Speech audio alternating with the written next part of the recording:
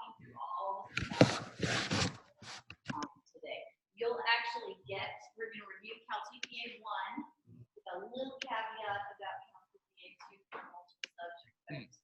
We'll figure out and show you where you go to register and how much that costs you. We get to give you all of the instructional materials today. You'll have the whole text, so it's open book, yay.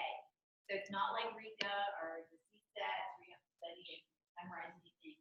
And you get to use your resources that are at your school. You get to talk to each other. You can show each other your CalTPA, get advice from other people. They just can't write it for you or tell you exactly what to do.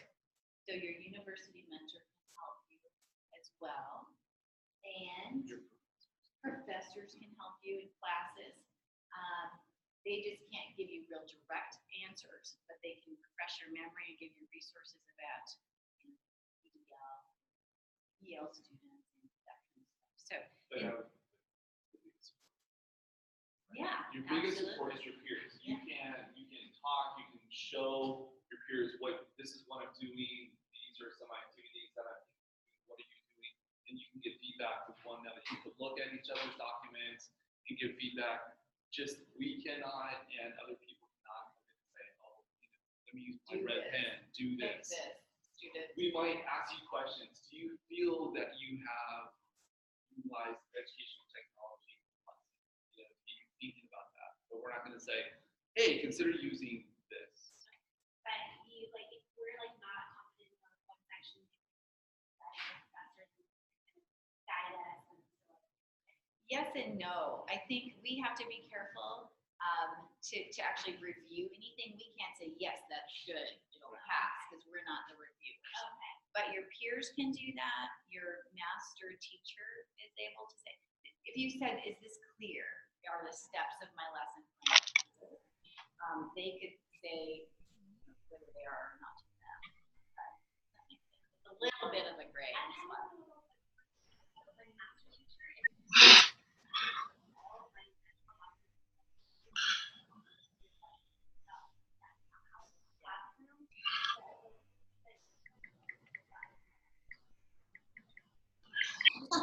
That sounds like a careful practice question.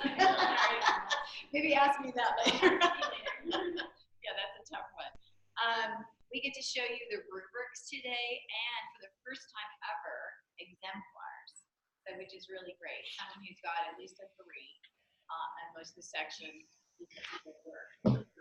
Yeah, we don't know, but but they pass. But this is what we do know. This is a mid-level exam that we're going to show you. So we're going to get to show you some videos today, and their example of how students, their lesson plan, their rationale, their reflection, and their application. As you read these, you think about UDL issues and stuff like that. Just forewarn you. Think about where did I see here where they did multiple means of representation, multiple means of engagement. Got videotaping and some resources, and give you tons of information. You can always email the answer today, or as you're doing something, email CalTPA support. Dr. Barsh or I. So, and then there's podcasts. You should be on email lists, podcasts, all kinds of stuff. We could overwhelm you with information, but this assessment, in my point of view, even though it may be time-consuming to write it up, is exactly what you're doing. It's the most authentic assessment that you have as a teacher. It's not that big a deal. Yes, Still, it's like a natural harvest of what you're already doing, and you're just stopping that. Can I take it? No. So if you can go.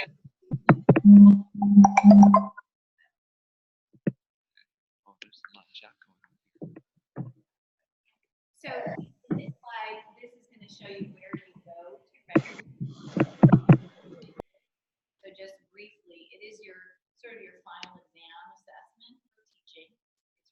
there to get your credential, state of California for multiple subject and subject.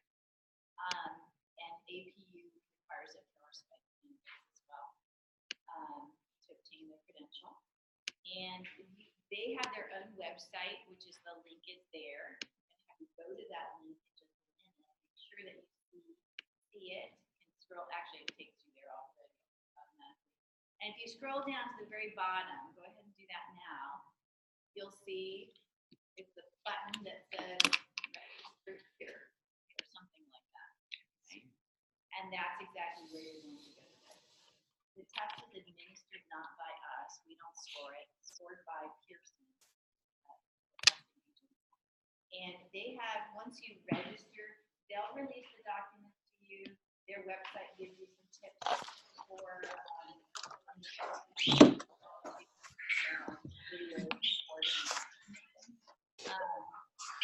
Babe, can you turn off the TV?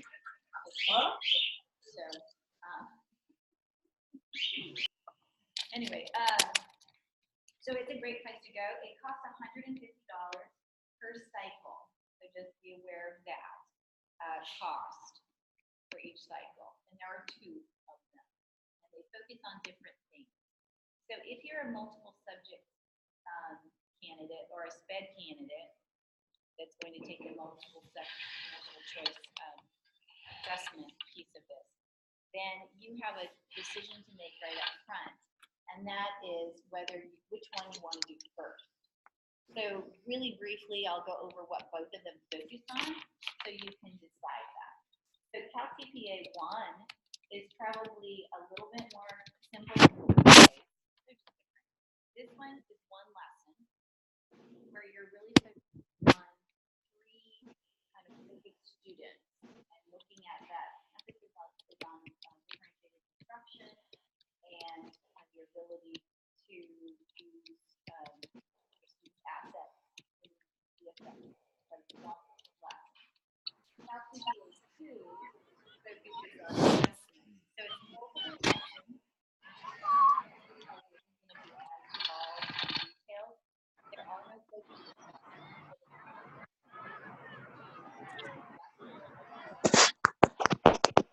And you're demonstrating the informal assessment, formative, self-assessment, and summative assessment with students. And you're actually uploading those assessments.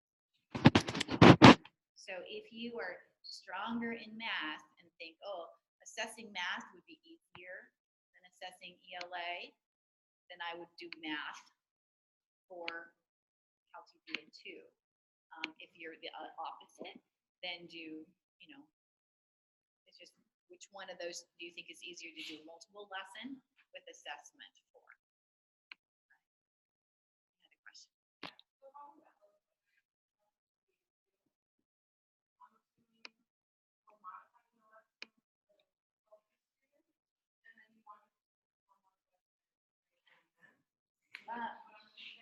So for CalTPA 2, we're going to do a whole other workshop. There are focus students in CalTPA 2.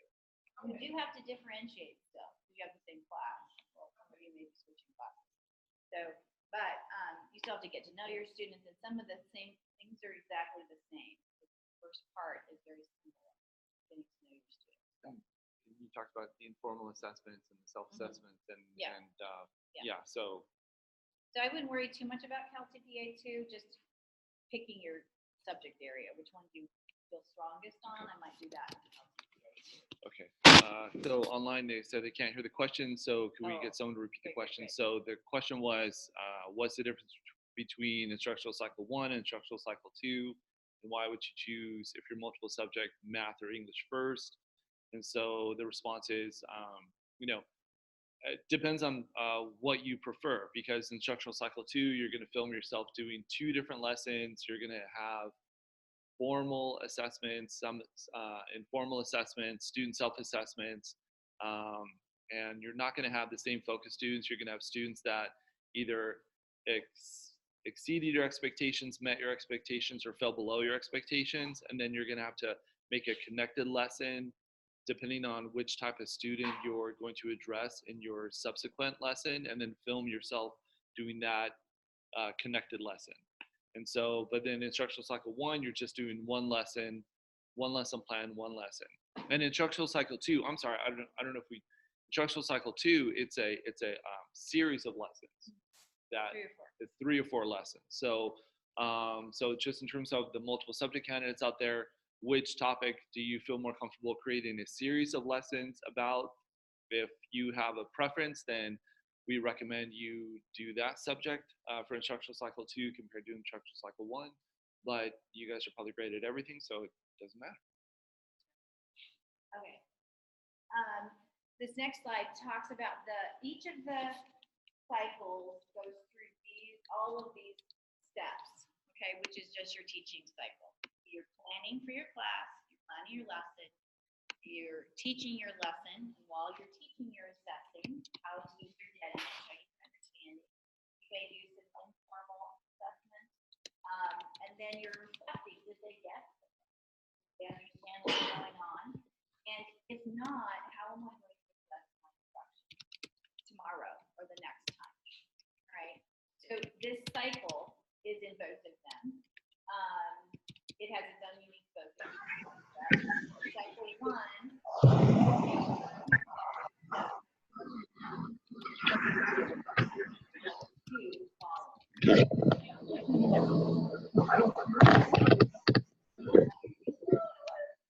whatever, just try to stay focused on completing it a little at a time and not feeling too stressed about it. Just work on the documents, and you're going to see the documents aren't that hard. They ask some questions, but you'll know this. You got this. Okay. Now, where are those assessment guides? If you have not already looked through the assessment guide and gotten the information, then I'd like you to go to this link that's right here.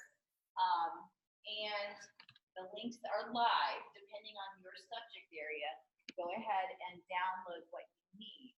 If you're special education, more than likely you're going to do the multiple subject assessment, even if you're at a high school. However, if you're at a high school and you're not teaching math and ELA, you're only teaching math, then you're going to do the single subject math or whatever your subject you're teaching. You're talking about ed specialists? Mm-hmm. Yeah. Right, at a high school. If you're teaching all subjects at a high school, you still could choose to do single subject, or you could do multiple subject access to both math and ELA. Okay, so if there are individual questions about that, and in a few minutes you'll have a slide that allows you to ask any about what we've covered so far. If you're online, you'll be able to. I'll be sure to answer your questions about that.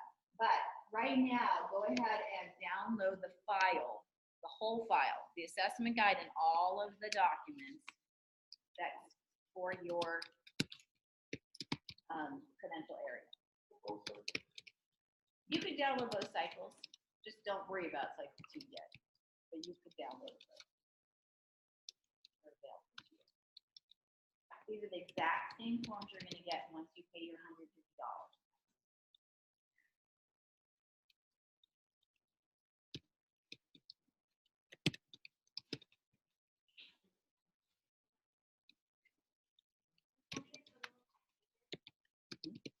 There should be 5 documents for multiple subject and the assessment guide. Your assessment guide is like your Bible. It gives you a lot of great information, and I think most of you have already looked over it, at least perused it, and we're going to go into a little bit more detail today. But it is all there. The instructions are all there. Great document. Pin. How do I pin? How do I?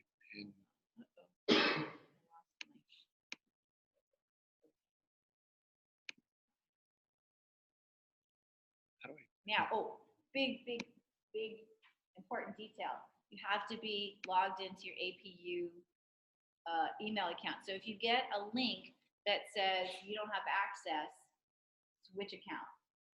It'll say, because I'm telling you, Dr. Barthel, every day I get request for access from, Happy Trails Gmail account. No, it has to be APU. So if you get that, it's because you're not an APU.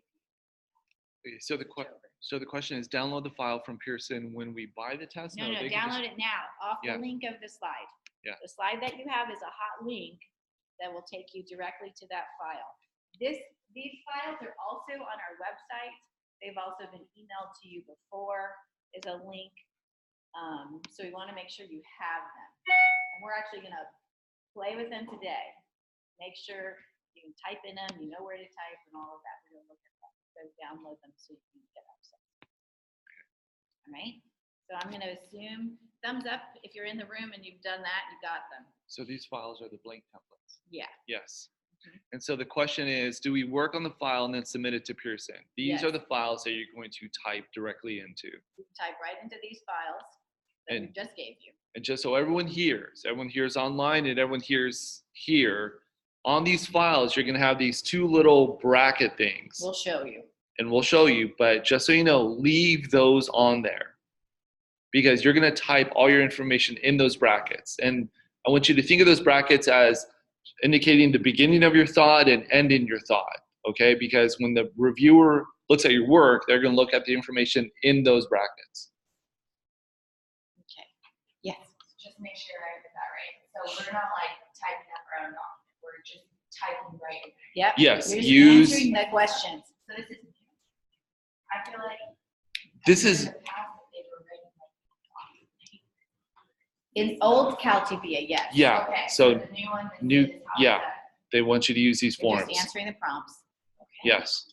And so the lesson plan format might be a little bit different than you're used to, but just use the prompts, and just fill in your knowledge. So the question was, do we fill directly into the forms? And yes, you do. You use these forms and you don't have to create any other type of form. You will have to submit other supporting documents, Not papers. but not this form. It's not like a paper. Yes. Yeah, we'll get there. Okay. So, all right, so for CalTPA 1, as we mentioned a little bit, you're planning for a lesson that they're looking for some specific things that we're talking about in this lesson, but you're planning for your whole class, whatever that class is. So you're giving some demographics for the entire class and for 3 focus students. And what you're demonstrating that you can do is select an appropriate learning goal based on the California standards that you're teaching and determine what you expect your students to do. So you can plan a lesson. It's that easy, not super hard. And then when you're looking at your focus students, let's go over who you need to select. You have to select a identified English language learner that's in your classroom. If for some reason you don't have one at all, maybe that person, you have someone who is redesignated to use that. Okay.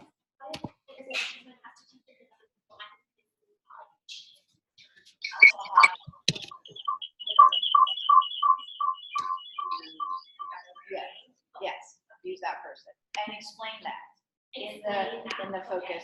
Yeah, when you're talking about, you're giving information, we'll look at what you're going to have to give them about your focus students.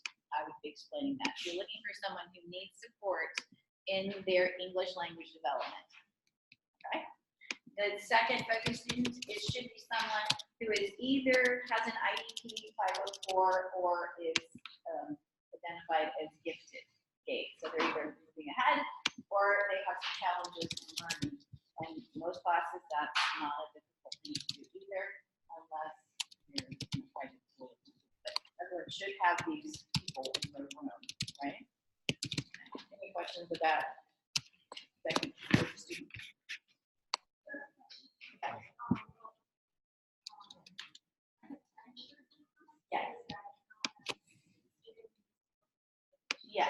Yeah. Those students would still be second language learners, right? Yes. Even though they're immersion class, yes. Someone said when they open the docs, it can only allows it to view. How do I add into the template? You might have to save it as. They should be Word documents. So I'm not sure. Make copy. Okay, so make copy. Oh, yeah. So when you open it, you have to hit the download button. So it downloads it all. Otherwise, you're just viewing it.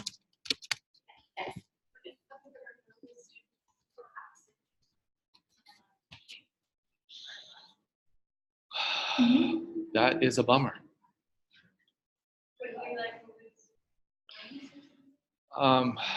So let me think about what you're focusing for them. You're doing a lesson plan with them in mind.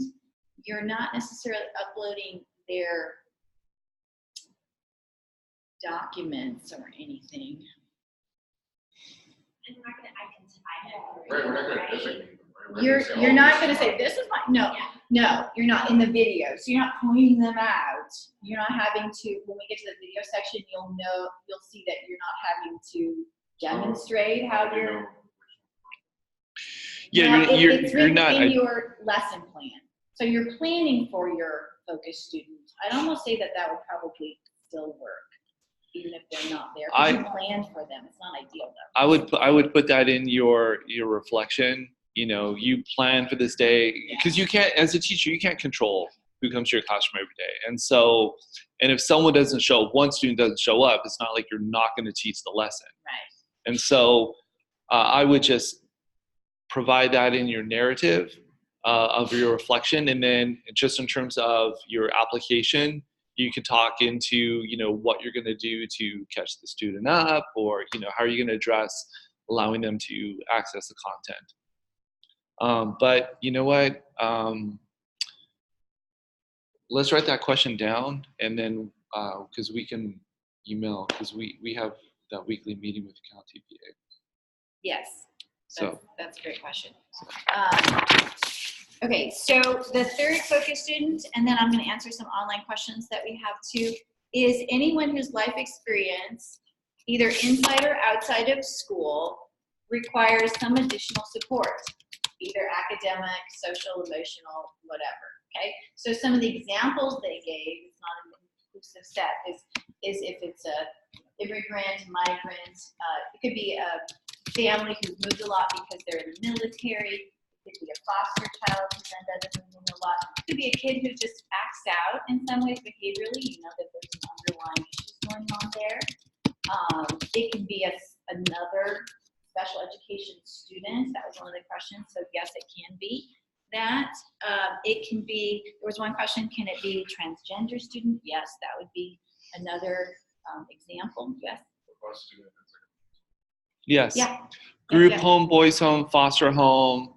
Anyone who just needs extra something from you, then you're gonna get to know what they need a little and accommodate them. And so the question is, what if I don't have anyone that fits into any of those categories? Then Find a new place. No, just kidding. Then you live in a really different world than most people. So then have a conversation with your master teacher to figure out which student needs the most support.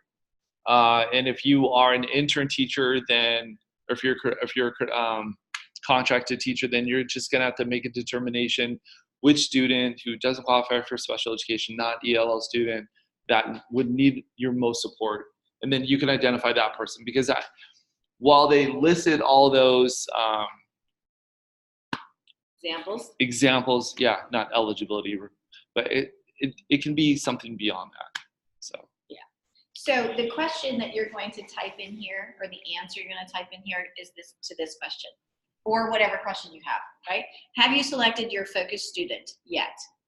Or do you have other questions? So I'd like a response from everyone. Yes, I have my focus student, or no, not yet. I mean, it's not like I'm going to scold you if you don't, but we would like to know where people are. Yes. I have a question. I'm having difficulties finding out if the student has an IEP or a 504, but I know he has some issues. He's very slow. I have to slow down to make sure he's up with me. So not identified. So he could, let me repeat the question for people who are online. So this this teacher candidate's having trouble finding out some information about the student, if they have an IEP or not, but they're definitely struggling in class. So they would for sure, if nothing else, qualify as your focus student 3, right? Because they don't have to have an IEP to be your focus student 3. If they end up to have one, and that should be a simple question for your master teacher. And So see me later. I don't know. And so online we had a question, and I'm going to make an assumption about this question. The question is for focus student 2, can I use a student that has been referred to get tested for learning disabilities? You know, the person is going to, they're going to see if they qualify for specialized supports and services. So let's just say, given that that classroom has no one in there that is gate, no one in there that has a 504 plan, everyone in there, and maybe you have one ELL student and you have one student living in a group home, just go with me here. And then everyone else is just within the expected range of learning, but then you have that one person that they're going to assess to see if they're qualified for special education, then yeah, that would be a great number 2 person. And then let's just say you have no one. You have no gate, no 504, no one with an IEP in your classroom. Then I would say choose your lowest student. Choose the student that needs the most support in your classroom. Because whoever you have to call, you give most attention to. Yeah, and do not feel the need to go next door and say, Dr. Bacharach, can I borrow one of your students for a lesson? Because naturally teachers don't do that, you know, because the whole idea about the CalTPA is that this should be part of the natural process of being a teacher. And so yeah, hopefully that helps. So there was a question online about if this will be recorded. It is being recorded right now, and we'll make it available to you. The slides you will also have available to you after with all the links that are live. So don't feel like you have to download everything today. Yay! Oh, good. I made everyone happy. So if a student doesn't quite have an IEP yet, they would still qualify as your focus student 3. That was another question. Issues of anxiety, yes, absolutely. And I think that hopefully I answered all the questions. If not, I will go back through this and check.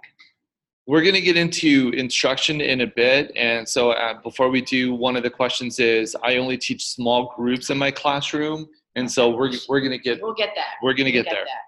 Yeah, we've had some special education classes who only had 4 students, actually. And so someone says, I don't have an EL student in my first grade class. What should I do? Then if you don't have someone that's been identified as an English language learner, then I would find the student that is struggling the most with the grasp or, you know, the demonstration of their knowledge of the English language, the person that is struggling the most. Especially says that younger grades, they won't have had that identification necessarily. Some kids, may, if you have an RTI program, may end up qualifying as having a disability, but they're not yet identified that way. And so that's okay too. Just say that in your paper. And so your response. Oh, sorry. They may be having difficulty with standard English. So they may have it may be someone who's not an English language learner but has a different English dialect, and you could choose that person as well. We have a couple questions over here.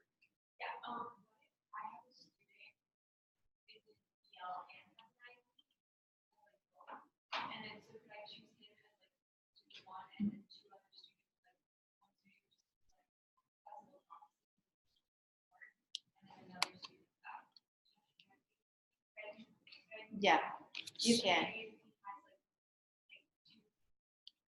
So I'll repeat the question. The question is, I have one student who's both identified as an English language learner and they have an IEP. So the question is, which focus student do you use them for? That would be your choice, just as long as you have other students that could fill in your other focus students that you did not select that person for. So if you select that person for focus student 1 EL, and then you have someone in your classroom that maybe doesn't have an IEP, but maybe exhibits attention deficit disorder characteristics, you know, because they have organizational difficulty, spatial difficulty, you know, you can see that they have executive functioning issues, and you have no one else that qualifies for an IEP, then yeah, you could choose that individual for focus student 2. And question. So I have a class of 7, and we always go through message around their classes. Is it okay if I have my 4 students in the video, and one of them obviously is not going to be focused? Yeah, because you're teaching the whole class, and then you are considering your. We'll get there. Let me answer that in a few minutes. The question was, will it look strange if there's only a few kids in the class? And it's a special education class? Yeah. Yeah. Yeah. So, no, it won't. No. But I'll explain a strategy I think that might help. Okay. And then there was a couple of people online who were having trouble hearing or something, or didn't have audio. In the invite that I sent you through email, which anyone who RSVP'd got that email. So if you didn't, maybe not. But there, you can call in. You can call in using your phone to Zoom. So that way you can at least have the audio.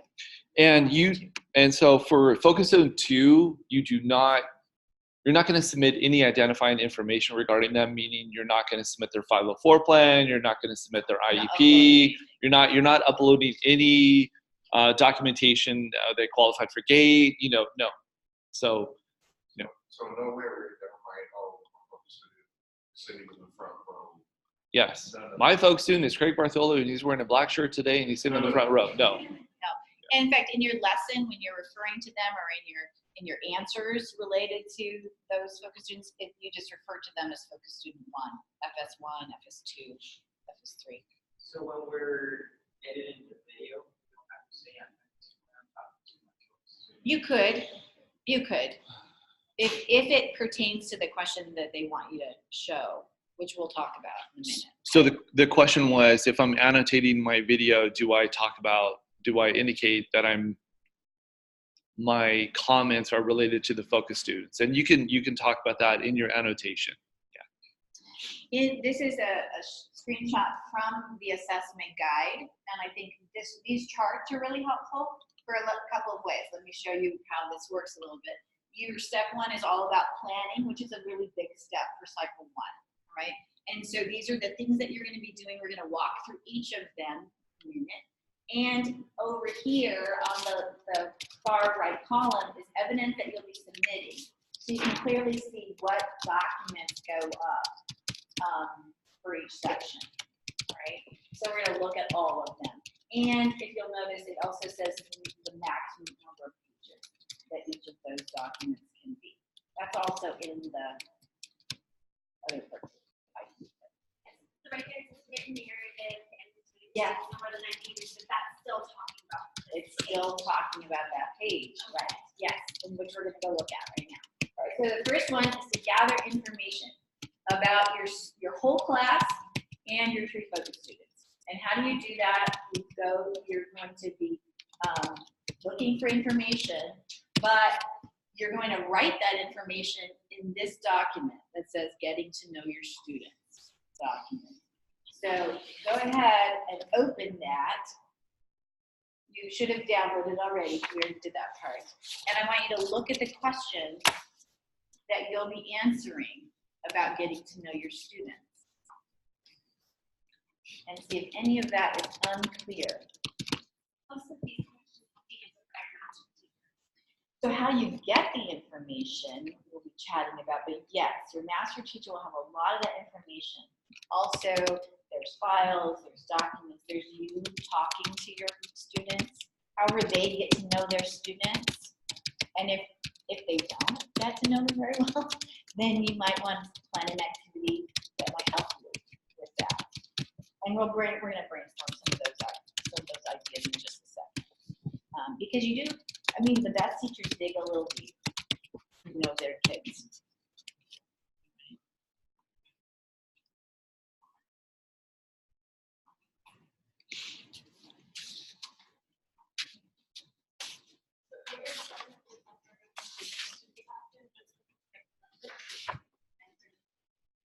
Yeah, number of students, total number of students in the class. 32. Right, 32. Yep. The question Number of was, if it identified- just ask for demographics, you just put the demographics, or does that have to be a sentence? Nope, just the demographic information. And if the bilingual one way version 2, version, we don't have that, we don't have to With blank. The question was where it asks about your version questions, or if it doesn't apply, you just leave it blank. You could leave it blank, or you could do NA too, right? If it doesn't apply.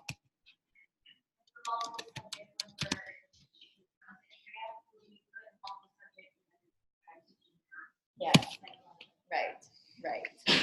Yeah, and you can do like an integrated ELA / history if you're using history content, but you have to have an ELA standard in there. It has to, and that should be the focus of the lesson. So that students will get the main idea, utilizing social studies, blah, blah, blah. But, so you could have a second standard, but the primary focus is on that English language arts standard. Whoa. Okay. I have a question. Yes. Sorry, I hope you didn't answer this because I was kind of a little late getting in. I have my focus students are not in the same class period, so should I try to bring them in the same class period when I do the observation? Okay, from my experience and listening to conversations with CTC and Pearson, they need you to choose a period that you're going to do your lesson, and within that period, you need to choose 3 students that would be your focus students for that period.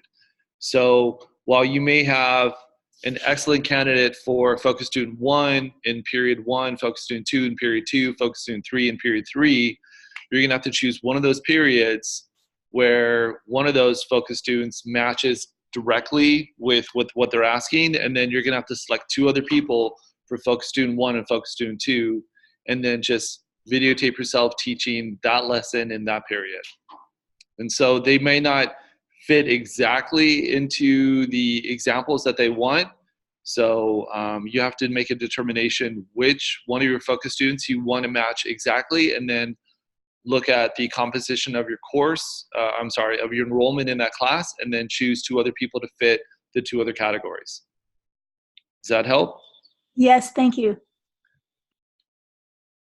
I also have a question regarding my room, my type of classroom. I have mod severe 6 through 8, and they sort of all fit all 3 focus student criteria.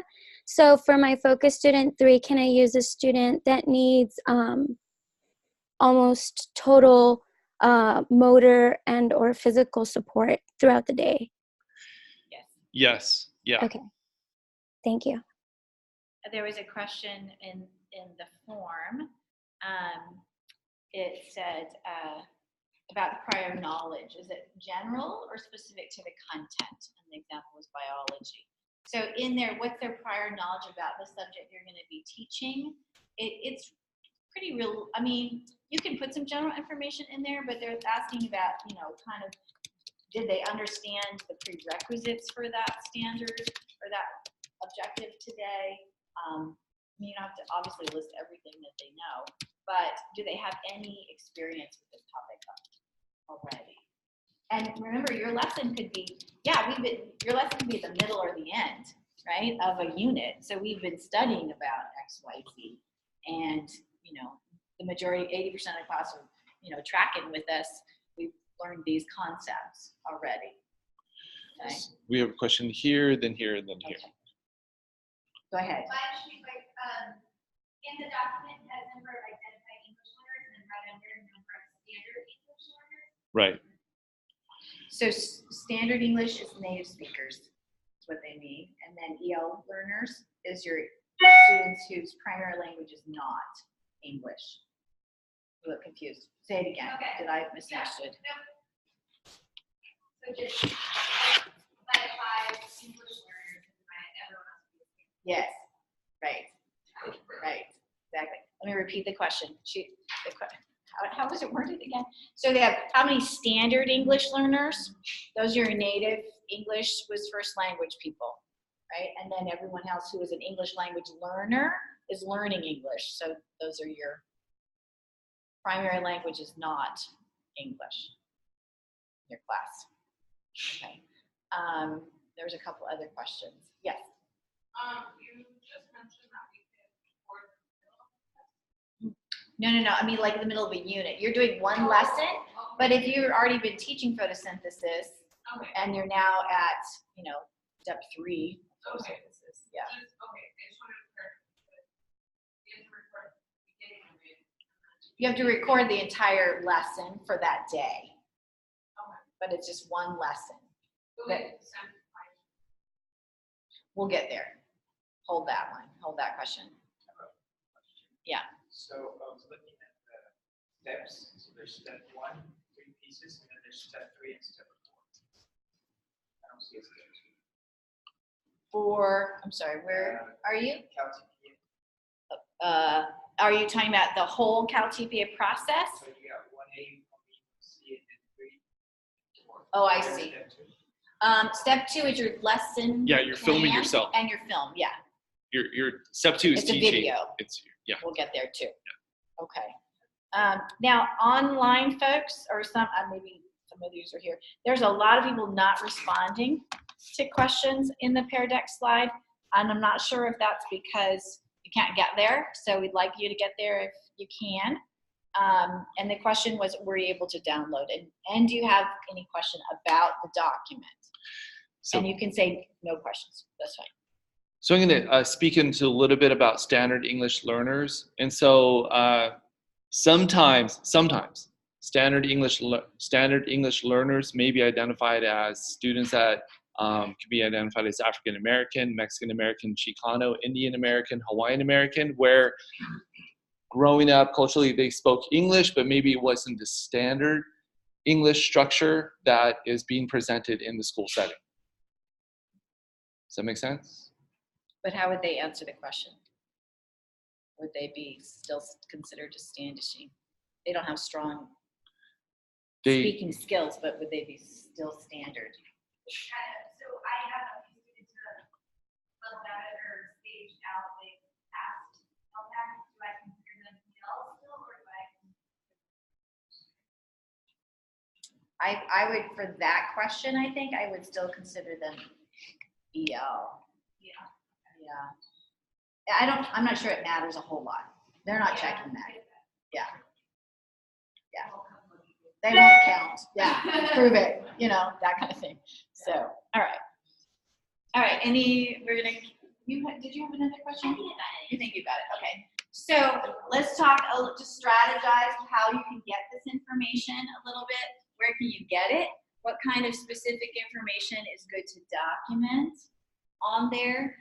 And what resources from your previous classes can you use? And how can you determine their social identity, cultural and linguistic resources, and funds of knowledge?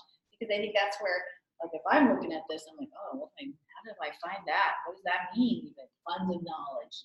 So we'll chat about it, but I'd like to see, you can chat together or write a response in there, and I'll show some of the responses so we can collaborate about how to get this information. Okay. So then after we come back, let's answer that question.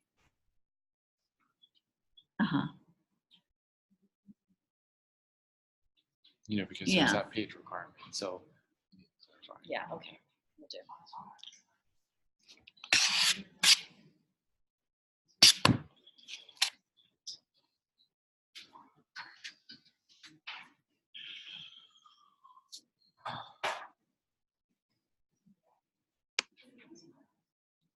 Number 4 is the one where I'm confused.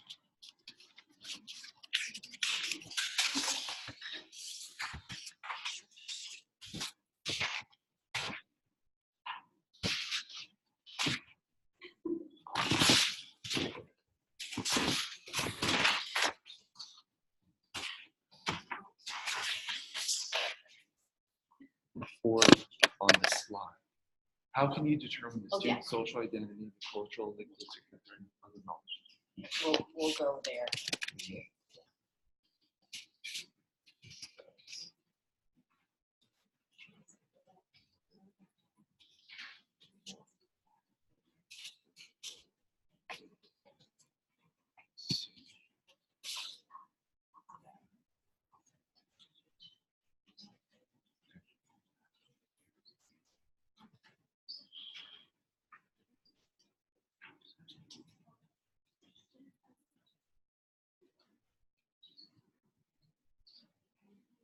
Okay, we'll give a couple more minutes to generate your ideas. And then we'll share them out.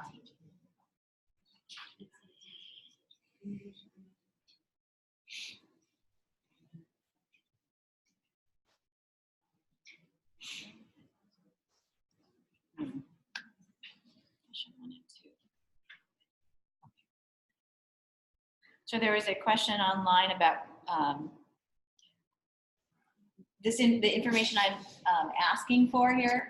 Where can you get the information to fill out the getting to know you template? So we looked at the template and all those questions that you have to know for your class and for your focus students individually. So how do you get all that deep information about them? I don't even understand English, so the English language proficiency level, I don't even understand what that is. And is that referring to the whole class? Yeah, that's the whole class. Okay. All right. So I think if I'm looking at, I have 30 students in here. 2 of them are EL students, and one of them is advanced proficiency. The other one is, pre-production. Whatever the terms that your district uses, in their CELT or LPAC scores. So again, that's some specific information. Also, I'm going into a class, I want to know how many of my students are at grade level. How many are reading at grade level or at grade level in math, no matter what subject I'm teaching. I want to know that. Try to find out where standard English learners are at their permanent grade level. Yeah. See where the ELs are in that. And their language production. Yeah, exactly. And Go ahead. and so I would add information regarding the LPAC scores. I would, if they're at a certain level, I would identify the level. I would name the level, and I would give a description of what that means, because that's going to influence your lesson plan and how you approach those students. If one of them is one of your focus students. So we can talk all about that. Yeah. And we have access to their LPAC. Yes, you should have access to their CUME file. Someone mentioned the CUME file, and that's a great way to go to. So look at their file records, their IEPs, their CUMEs. In the CUME, it'll give you their last test scores. Often districts will print out for your class with the electronic to sort, and it'll give you some of that information. Ask the master teacher if she already has been given that by their district data collection people. No. Is that me? Oh, I apologize. So that's kind of the grade level pieces of it is available there. But the CUME will also say, sometimes there's information about family, their interests, that kind of thing in the CUME as well. But mostly, after you get sort of that academic information, you're gonna speak to the teacher, speak to the students individually. Yeah, talk with them as a class, and just like you do the getting to know you at the beginning of the year, hopefully you guys are present and manage over the principal, because you're in the class when they start asking those questions or introducing themselves. What do you love to do? I love baseball. My favorite team is XYZ. Let's see. Getting to know you surveys. A lot of teachers will send out information home, because then that gives you information about their culture a little bit. If you ask questions about what's your favorite holidays, or how you handle holidays, or what do you want me to know about your students, what they love, what things are reinforcing to them. Where do you do your homework? What's your favorite subject? What do you do for fun? Do you like to write, read, draw? So, Right. yeah. Right. Just conversations with kids. Even simple little conversations with playground as you're lining up. How was your weekend? What you do? Oh, you do that all the time with your family? It's just conversation. It's just getting to know people and caring for students. Now, don't make it be like super nosy, questions, but just conversation. And don't feel it's a one-time shot. This is information that you gather over a series of days or over an extended period of time. Oh, let me go back a second. Okay. I gotta stop showing. There we go. So the question 4 might be one of the most difficult ones, I think. Social identity. That means on campus, who do they identify with? Do they have friends in the class? Are they struggling with getting along with people? You know, if they're in high school, are they in a club? Do they do things within the school environment or outside of school socially? That can be the religious orientation if they talk about going to church, and you just know that. You don't have to ask it necessarily, but they talk about their life, especially little people and high schoolers too. Their cultural and linguistic resources and funds of knowledge. What this is getting at is don't just think about students' deficits, but what are their assets? What information can they bring to your classroom that you can grab a hold of and use in your lesson to hook them even more, especially our students who are a little harder to engage. You know, if they go to car shows on the weekends, then maybe your example is going to be related to cars, and ask them to share some of their, you know, stats, or how do you find out stats about car shows or whatever. Try to pull in some of their interests. Funds of knowledge relate to families. Like if some families really are very knowledgeable about particular aspects of life, or they're a nurse, their mom's a nurse, or their dad's something else. So you can bring in those resources sometimes in your classroom, or just be aware that this family has some assets that help build their child up, so that you're not just thinking about, oh, this is a, you know, impoverished little kid who's EL, but wow, they have a rich family. Their grandma and uncle and everybody lives with them, so they have all these adult supports around them all the time. There's a link here that gives you some kind of questions to spur your thinking about funds of knowledge a little bit. We won't go there, but you can go there. Laura, you have a question? This is for the personal focus. So, Yeah, primarily, yeah. okay, so one person. Right. And so making a connection, and we're going to talk about this a little bit later, making a connection to the development of your lesson plan and how you are teaching and utilizing UDL, multiple means of engagement. If you know the funds of knowledge of the students in your classroom that they bring, and then as you're engaging in teaching that lesson, and let's just say you are teaching a lesson on math, you know, and one of your opening questions is, you know, hey, what type of math do you guys do at your home? I mean, is there anything that you do at home that could be math related? And so regardless of what goes on in anyone's home, they can say, oh, well, we cook a lot, and so we have to measure. Yeah, that's, you know, and so some families may cook more, some families may garden more, and so they have to, you know, space out their yard geometrically. Some people, you know, obviously everyone does laundry, you know, measure soap. So it just allows students to talk about whatever academic domain, you know, coming from their perspective and coming from their lived experience. So that's just a little simple way where you can use the assets that they bring and then helping them engage and then gaining their, you know, interest in your lesson. And some questions are just framed as an asset, not a deficit. One of the questions online was, can I ask a student if their parents speak English to them at home? And I'm not sure why you couldn't ask that, because speaking another language at home is a great thing. You know, I mean, how many of you in the classroom have parents that speak another language at home? That's totally cool. So if you present that as, wow, you're bilingual. I wish I was bilingual. I only have one. And it's only in the United States, you know, that most people only have one language. You go outside and then they have lots of languages. And so you're celebrating those things. It's not like you speak something else at home. So I think framing it in the right way, it shouldn't be an embarrassing question or singling someone out as a deficit. For sake of time, we're going to keep going. Make sure we get to it. So one of the questions was, are there examples? And yes, there are these great examples. So we're going to follow the link. Oh, actually, there's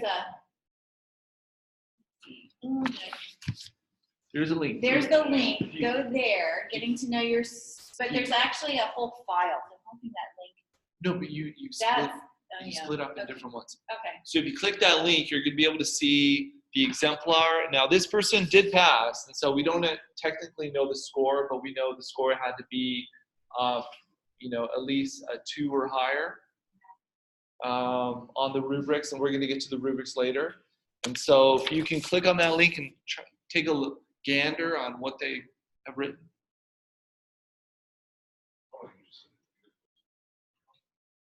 We'll look at the rubrics in a bit, yeah.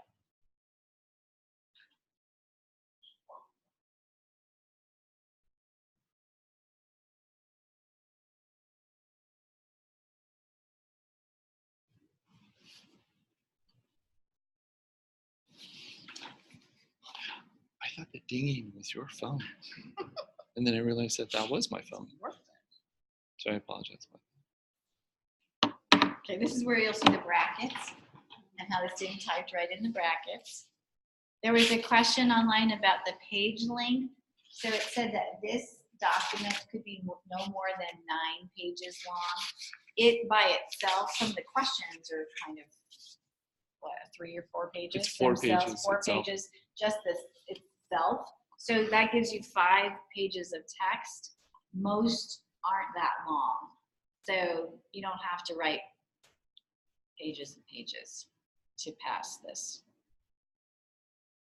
And then let's say it's like, it finished, like I do this week and I finish it out, can I turn part 1 in?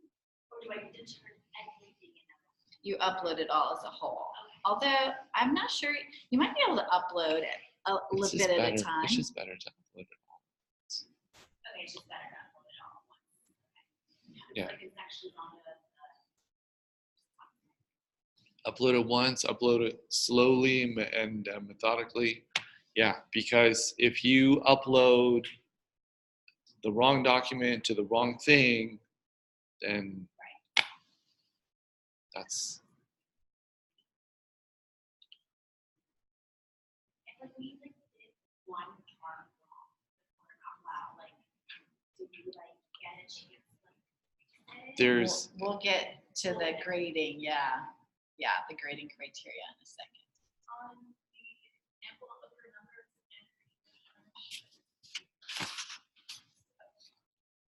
She might not have any standard English learners in her class, and so the standard English learner that's no, but the third one down, the standard English learners. So the standard English learner that is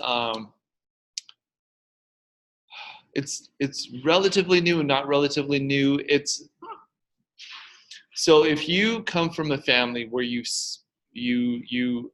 speaking English at home, but the English language you're speaking at home doesn't follow the traditional English language format that is spoken in schools and that's expected. So that would be a standard English learner. So I'm gonna get clarity on that. That seems like a weird question. well, How do you know that? no, because it's the movement from like Ebonics to. Okay.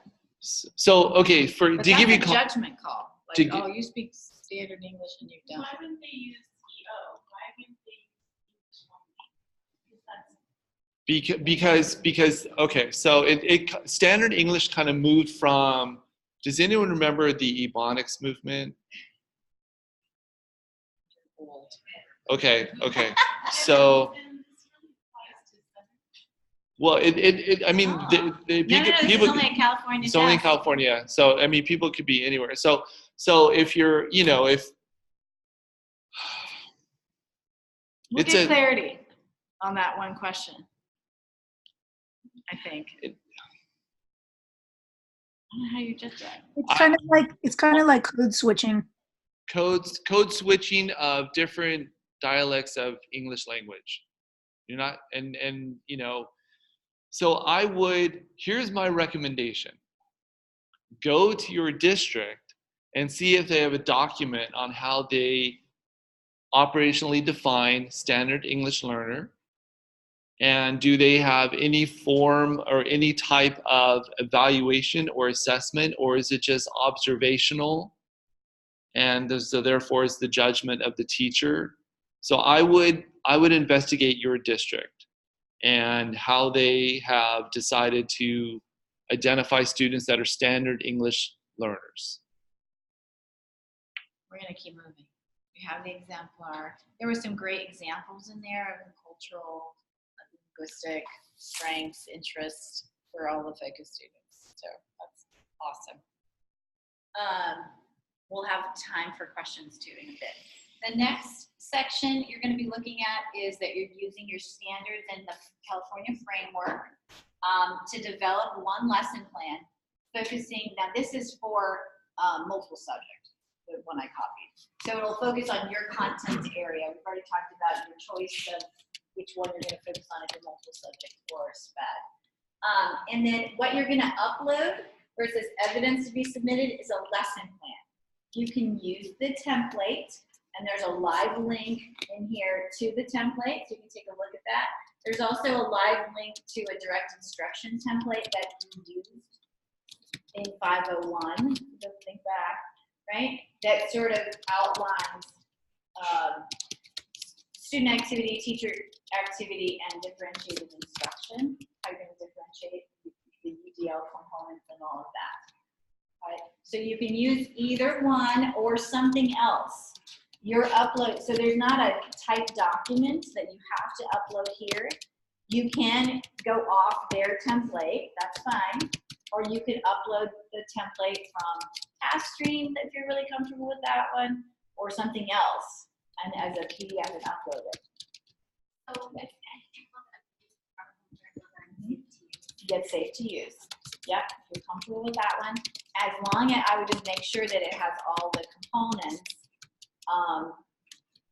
of a strong lesson plan.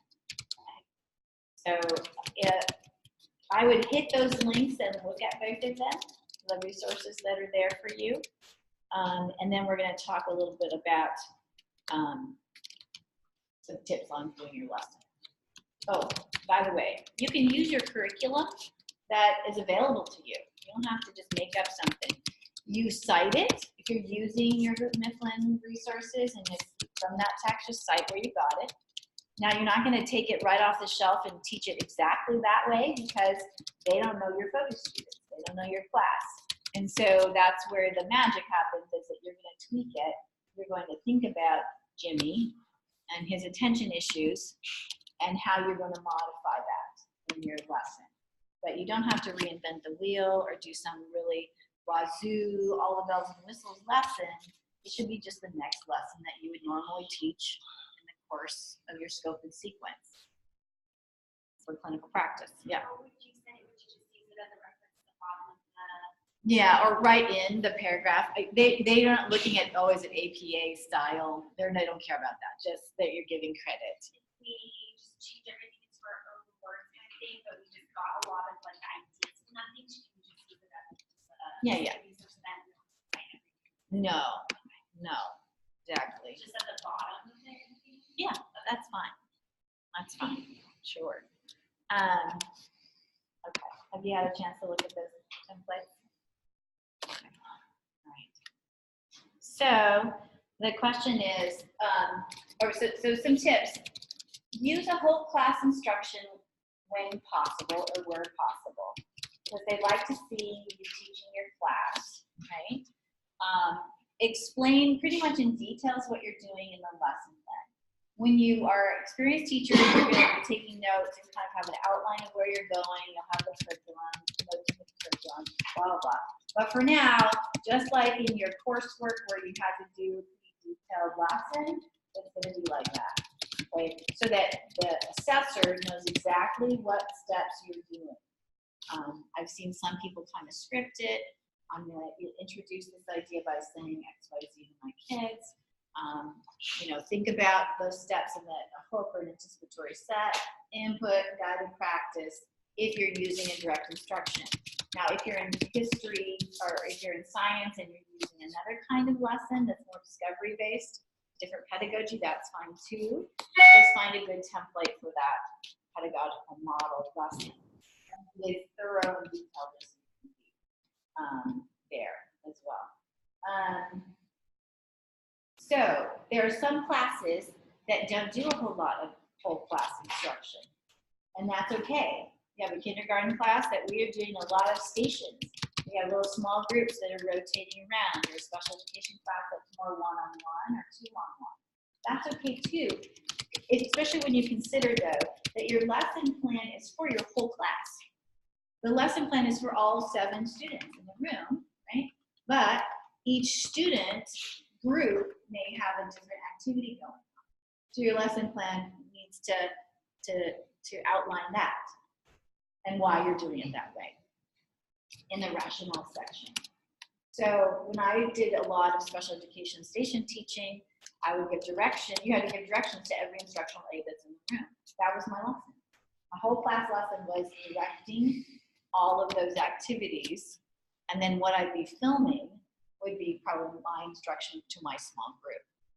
But your lesson outlines all the activities that are going on. That's your whole class. Does that make sense? So you might need to use a little bit of a different form or modify it if you have station teaching going on. There's an exemplar link there that you can look at. Other tips can I give about that? Here's the standards. There's a link to those, maybe so, somewhere. Okay, so other questions, and there's some here too. Yes. Yeah, our mentor said that we should be using the task stream template out of them. So that will meet all of this criteria. Yeah, it should. Okay, well. Look at it. I would compare their template to that, and as long as the same elements are there, that's okay. Okay, then if it doesn't, so I have to modify the task stream template.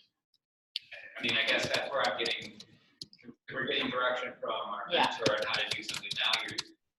Now we've got this other thing, but now we have to compare and contrast. And I'd say just go with your task stream lesson plan. If that's what your mentor, and again, the lesson that you're giving to your mentor, make it the same lesson that you're putting up to CalTPA. They're probably going to give you some feedback on that, which can help you in your reflection and how you apply next time, right? It doesn't have to be the best lesson on the planet. And if you have I'm sure any of the task stream lessons are going to have as much detail as necessary. At least the prompts of those and the sections are going to be well enough done to master this. It'll be fun. Okay, so use it that way, right? Don't streamline because you got so much to do. That make it 2 assignments. That's okay. It's not cheating here in this case. All right, let's see if there's questions here. Is it possible to write a lesson plan for a small group lesson instruction? Yes, you can. If you're like an RSP and you only have a small group, that's your lesson, that's your group. If there's multiple small groups, I'd say I would make the lesson for all of the small groups because that's what you should be doing anyway. And then your video instruction would be of you. We'll get to that. There are exemplars for this. That link should take you to a lesson exemplar. That was another one. Oh, so no, the question was, are there single subject exemplars? No. Not for cycle 1. Cycle 2. Cycle 2, there are single subject science exemplar, but it doesn't have the same lesson plan. Yeah, so we'll show that fall 2. Yeah. Because we don't want you to. And so yes, you can use task stream. That was one of the other questions. Well, you can't use the task stream lesson plan. Yes, you can. Why not? I thought you have to embed You don't have to. No. embed it in this form. No, you don't. No. That's a template that you can use. You don't have to use. It's optional. I thought they had to embed it in this form. Okay. They can use whatever form they want. Oh, they just upload it. Oh, then I answered something Oh, incorrectly. well, then fix it. No. Okay. All right. I apologize. I thought they have to use this form. Okay, another question. Lessons need to include technology. Is that correct? So in cycle 2, there's a big emphasis on educational technology. It does ask you questions about educational technology in cycle 1, but that's not the focus. Educational technology for cycle 1 could be what we're using right now. prepared deck or presentation, you're gonna explain how you're presenting, use a YouTube video or on a projector. That's okay for cycle 1. But it's not okay for cycle 2. So I'll just give you that caveat too when you're deciding which way to go for multiple subjects. Cycle 2, the educational technology has to be in the hands of the kids. Okay? The kids using it, not teacher using it and showing it. Right? We'll get there later, but yes. So like using the document.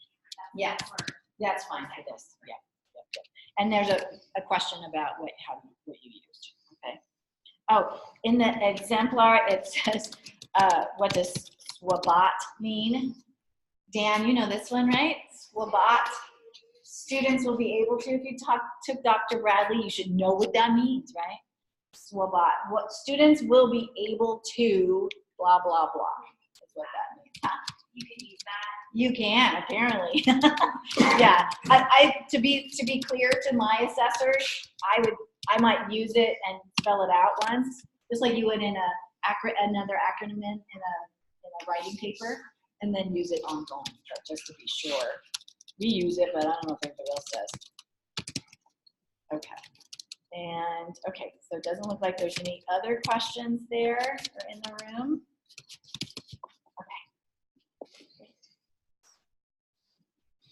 All right, after you have written your lesson plan, you'll explain it. So you write it, you put it up, and then there's some questions on how does your lesson plan address the learning needs of your students and is informed by relevant student assets. So don't forget the asset part. How does it build on their strengths and what they like, as well as using UDL strategies to provide for an inclusive learning environment.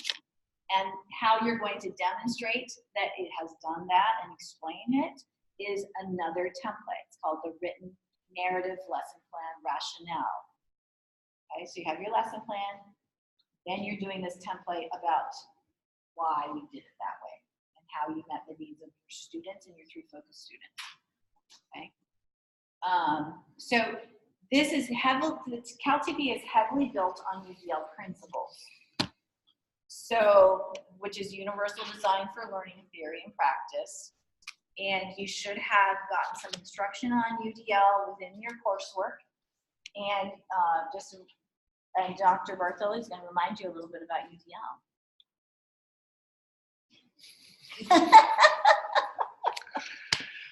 So, okay. So let's think about. You want this one or you want this one? No, let's go back to. It doesn't matter. Okay, how about this one? Yeah. Okay. Let's go to the principle. Provide multiple means of representation of what of learning. So we're all given content. We're all given curriculum, and curriculum usually comes in the forms of textbooks.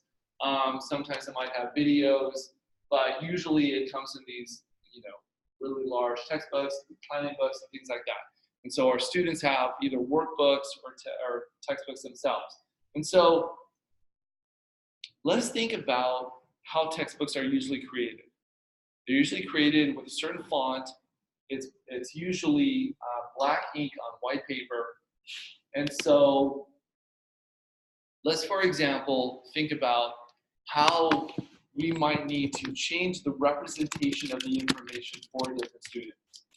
Does it need to be in a larger font?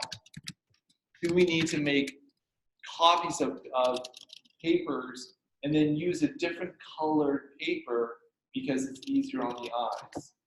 If we have someone that has a visual impairment, if you were engaging with this presentation and you have a visual impairment, meaning that let's just say you're completely blind, then how would you as the teacher describe any graphs, charts, or data, or any text that is being presented? Would you use physical realia to help contextualize information? Would you use 3D figures? If someone has auditory issues, they have a difficult time hearing, And how would you help represent the information that you're sharing? You would use a lot of visuals. You would use lists, charts, tables, graphs, pictures. And so when we mean multiple means of representation, how are you presenting the content to your students in multiple ways that allows individuals that have various sensory issues Or learning styles. that they can access that content? Now, when I'm saying this, many of you might be just saying, this is just good teaching. And in a way, yes, it is. And then we have multiple ways of action and expression, the how of learning. And so for the how of learning, we need to think about a couple things. How are students engaging with that content and making meaning of that material? And so let's look at students in two different ways. Let's look at students as their physical bodies and the structure of your room. Is everyone in your classroom an able-bodied individual that they can move around your classroom to access any part of your classroom or any part of the learning environment, if that's in your classroom or outside your classroom? If everyone in your classroom is able-bodied, then I guess you need to make sure that the pathways to move around are clear enough and identified, and so you don't have traffic jams, right? But if you have individuals in your classrooms that have physical limitations, maybe they're a wheelchair user, or maybe they have mobility challenges, then you need to consider, if I'm asking my students to move or to be in a certain location, then can the student travel over there and be engaged like everyone else? Or do I need to do something different in my lesson that brings engagement to that student can engage in somehow, some way with the material? And so do I need to, if I'm gonna ask them to use paper and pencil and they can't hold a pencil, am I gonna use speech to text? So they can actually, or text to speech. If my students have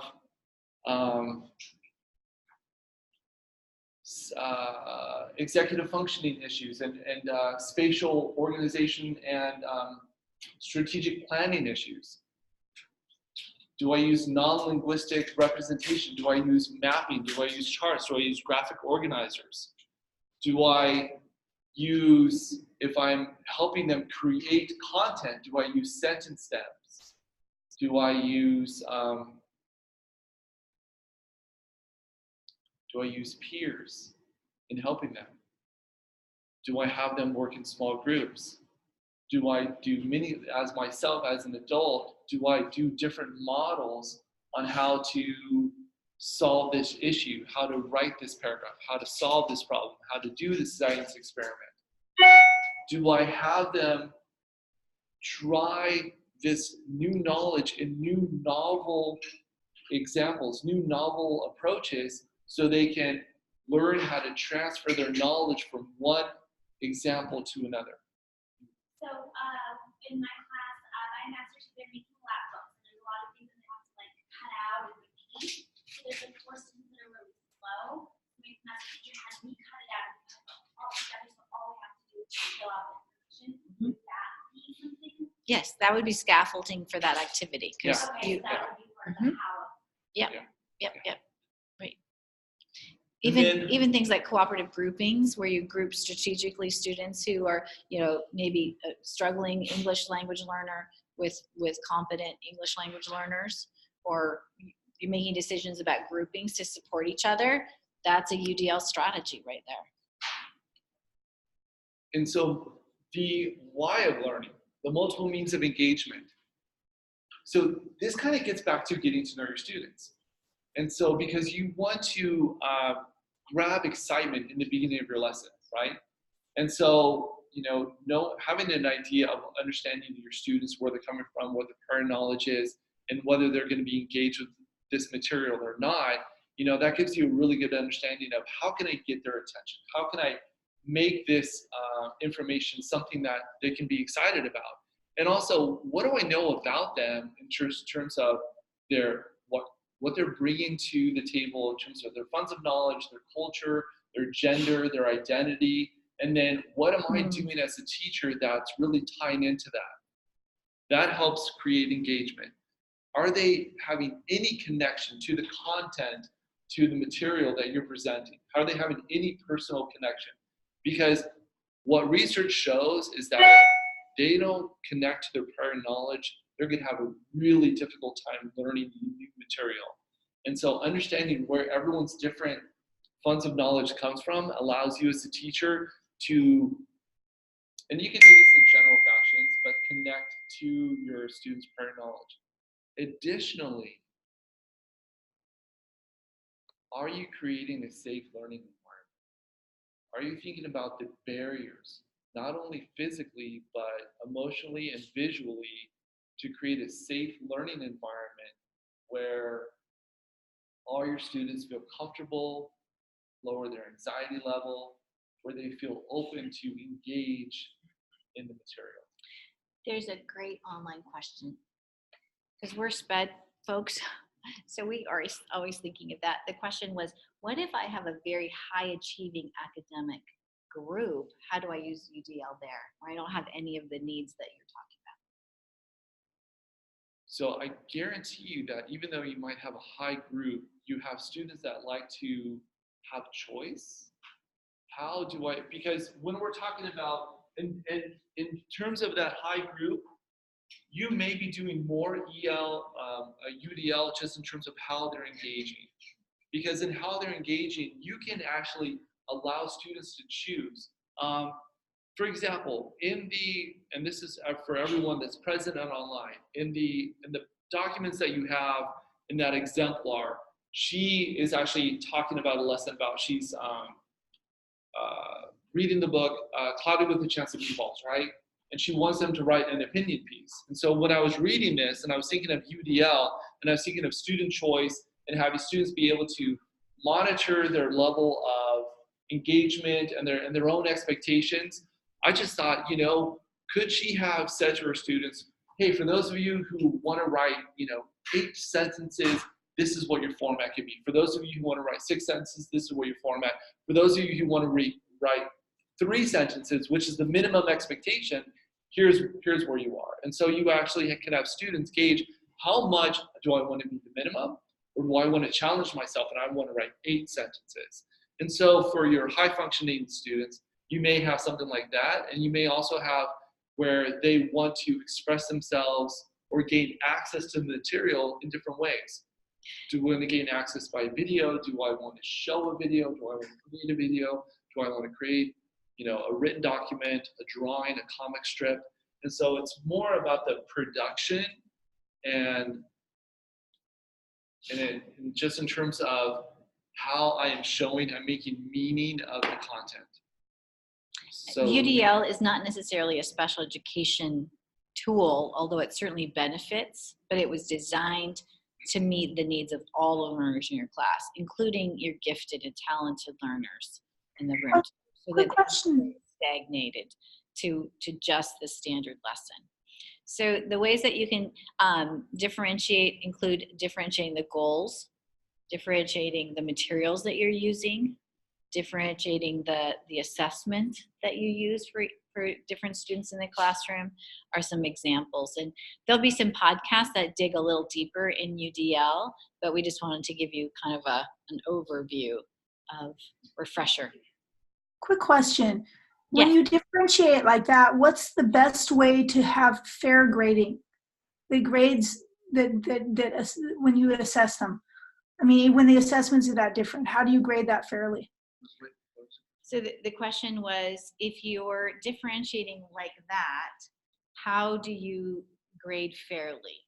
And so that's a tricky question, because it sort of depends on the guidelines that your school and district have. So for example, our district had a policy that if the student was not performing at the grade level, they couldn't receive a score higher than a 2, which was an equivalent to like a D probably. C or D. So, but that was still appropriate teaching and learning for that student. They just had not had, I had to modify anyway.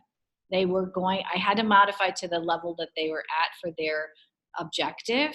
So for example, if it was the goal was to do a 5-paragraph essay, the student could write 1, or as an EL learner that has just arrived. They're not going to be able to do that. So you might as well, you're going to have to modify it just in practical terms. How they would be graded on that, would they have met the standard? No, they would not have met the 5th grade standard yet. So that's a tough question, especially at high school level. If it's a modified grade, are they making progress? And how it equates to a letter grade is sort of agreed upon in the grade level teams and at your district. So I'd have to direct you back to there. Thank you very much. You're welcome. So as you're developing your lesson, we actually kind of want you to take a step back and think about principles of UDL as you are developing your lesson. It isn't something where you develop your lesson and say, okay, let me slap on some UDL. It should be a lens that you think about as you're developing the processes, the action, the decision steps you're going to make in your lesson. It does cause your lesson preparation to lengthen. The more you become comfortable, the more you have an understanding of, oh, when I do this, that is a different means of representation. And once you have your class and you know what you need to do just in terms of represent your material for your auditory needs individuals, your visual needs individuals, then that's something that's going to become ingrained in what you do on a regular basis. So some of this, once you go through it a couple times, you're just naturally, I need to create visuals. I need to have a word wall. I need to have visual structure. So when I'm talking about something, words just don't come out of my mouth and then disappear. My words are also right here. So after I'm done talking, the student can look up, oh, that's what my teacher said. And so for those of you who are looking at me like, what? So for those of you who are students who are visual learners, and if you're just talking to them all the time and you're saying, okay, great, go do it. And then they look at you with a blank stare and you're like, I just told you what to do. Well, they need a visual step-by-step of what they need to do as well. And so once you make that connection, that becomes part of who you are as a teacher and your prep, then some of these things just become second nature. To clarify, so we have the UDL with those principles and embedded in our lesson plan, but then we don't really talk about them until we are doing rationale. And we talk about like I use this because I'm using the most needs of. Her question, do I have to point out the UDL strategies in my lesson plan? If you use our lesson plan template, it's there, and you can just mark it in your lesson, but you don't have to because they're going to give you an opportunity to do the rationale as well. Yeah, I would probably do it both just to be safe because FS1 is a struggling English language learner. We're going to emphasize these academic vocabulary, blah, blah, blah. Whatever. Make it clear in both places. Cut and paste, it doesn't matter. So the other thing that they want to emphasize is that you're monitoring students' understanding informative assessments during your lesson. So we also call that check for understanding, right? So they want to make sure that it's happening in the lesson and they're going to be looking for that in video, right? Seeing that. So plan it. Plan for it in your lesson. How will you be checking for understanding? Where will you stop? How will a student get to kind of indicate to you that they're tracking with you or they're not? What kinds of questions might you be asking? So the question for this response box is, what are your ideas on how to check for understanding in your classroom? And there's a variety of methodologies. Think through the kind of lesson and what would you do? And we'll share some of those out. Give people ideas. So there's some, I think that the question might be related to all single subject, Okay. example lessons. And so we don't have sample lessons for all the different, they can look for resources that gives them ideas to create a lesson. Yeah. Take a look on then they have to create their own. But if they,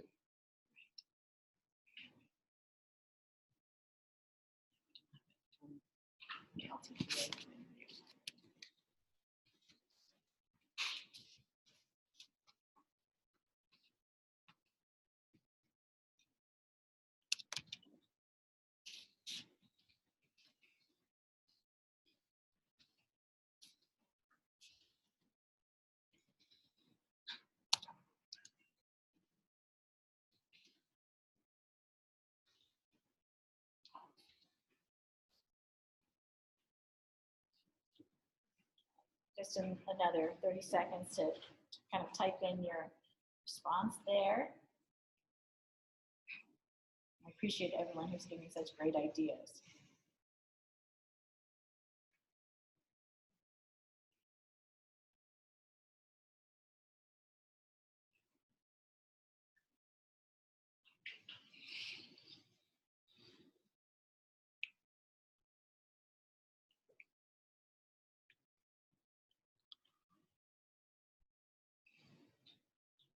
I'm going to show just a couple up here. So asking questions, and in a little while we'll talk about level questions, right? Exit tickets, writing, having them turn in parts of the lesson and coming up with group answers, return and talk, call out, call in people randomly, circulate the room, checking students' work as they're doing sort of guided or independent work, and entry and exit tickets, paired deck, thumbs up, thumbs down, colored cups, lots of ideas, visual assessments, like students kind of, that's sort of a self-assessment. How do you feel like you're, you understand this concept? Are you ready to move on to the next thing? Thumbs up, thumbs down. If you've taught that it's safe to say, no, I don't get this, and not be judged, then that's awesome. Equity sticks for individual informal assessment. Right? So equity sticks is, in other words, you're just like a random calling on people. So you're not just calling on the students that you know always have the answer. whiteboards. Whiteboards, I loved whiteboards. Do you guys use Everyone whiteboards? show response, especially for math, because it's easy to quickly see, oh, yep, we got it. Or even, yeah, I think I do, or explain how they got it. That sort of thing on whiteboards is always a great tool as well. So, all right. So this is where you're going to get your lesson plan rationale. So I'd like you to take a look at that template right now. And the link is there, and see if you have questions about what it is, and if there's questions about the content there.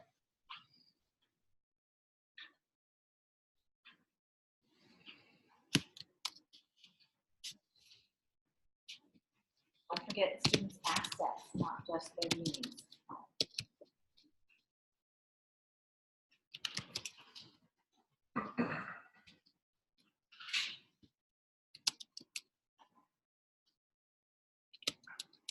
Number 6 is academic language development. Go back to your EL book, textbook, some of those EL strategies from 501. Hopefully y'all kept it. There's some great strategies in there. Yeah, your Miller text. Mm-hmm. Question? Yeah, just my personal thoughts. For CalTPA,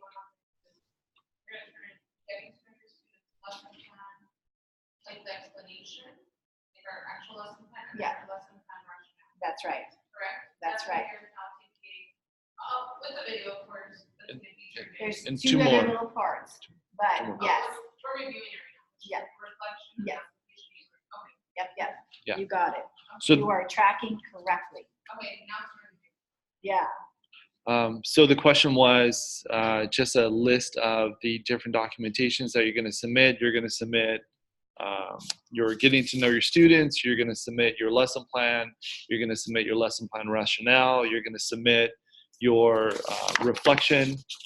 And then you're going to submit your application. And of course, you're going to submit your chunked videos as part of instructional cycle 1.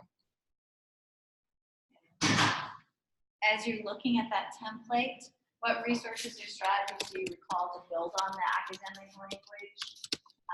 For sake of time, we're You can answer that question if you'd like to, or what struggles you imagine your coaching students will have with your lesson. If you're thinking about your lesson already, some of you may not be at that point.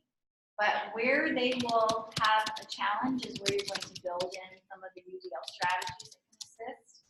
I really should have said, how can you help your students succeed? Like, where are you pulling in their assets? Would be great. And what assessment will you use that'll meet the various needs of your students? So those are some questions that you're going to be thinking through to answer that rationale. If you have some ideas that you'd like to share with others, you can type that in. Hi, one question is there a Can you ask that question again? You kind of broke up.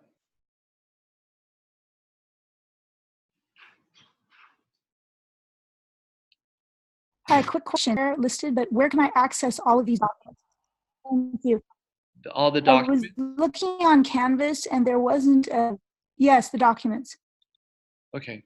I'm trying to find a place to access all of them. So the documents, I can, there's a couple ways that we can get to those documents. Have you visited the APU CalTPA support website or been getting the emails from us? Yes, I've been getting the emails. I just kind of wanted them concentrated, like just so that I know I have all of them easily accessible. Go to the first downloading them. that we sent you. Yes. Website, and in the first email was all the documents. Thank you. Every one of them. And if you still can't find them, I can direct you somewhere else. But that first email. Thank you very much.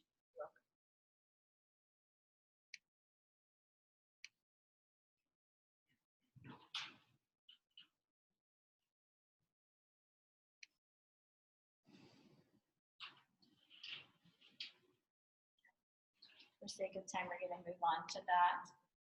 I would go back. We'll be sharing resources on how to kind of give you that rationale, the UDL stuff, EL strategies, academic language. Those will be coming out to you, although you need to be writing your lesson pretty soon.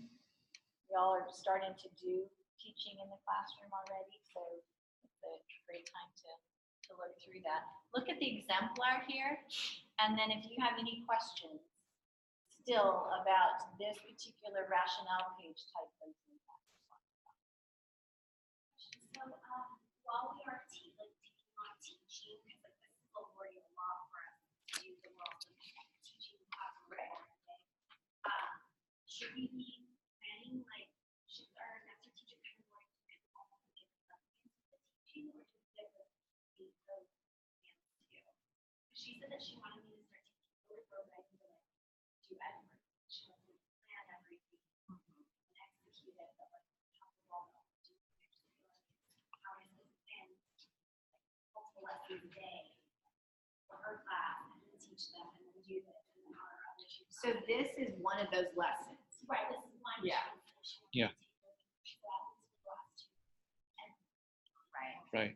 Right. That's part of students. Yes. Yes. Yeah. That's the Yeah. common release. Yeah. Okay. Yeah.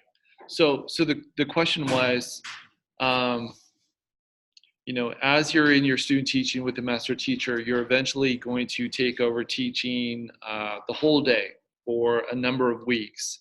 And so planning and preparing your instruction throughout the whole day, mediating your classes that you're taking at night, and plus doing CalTPA, that is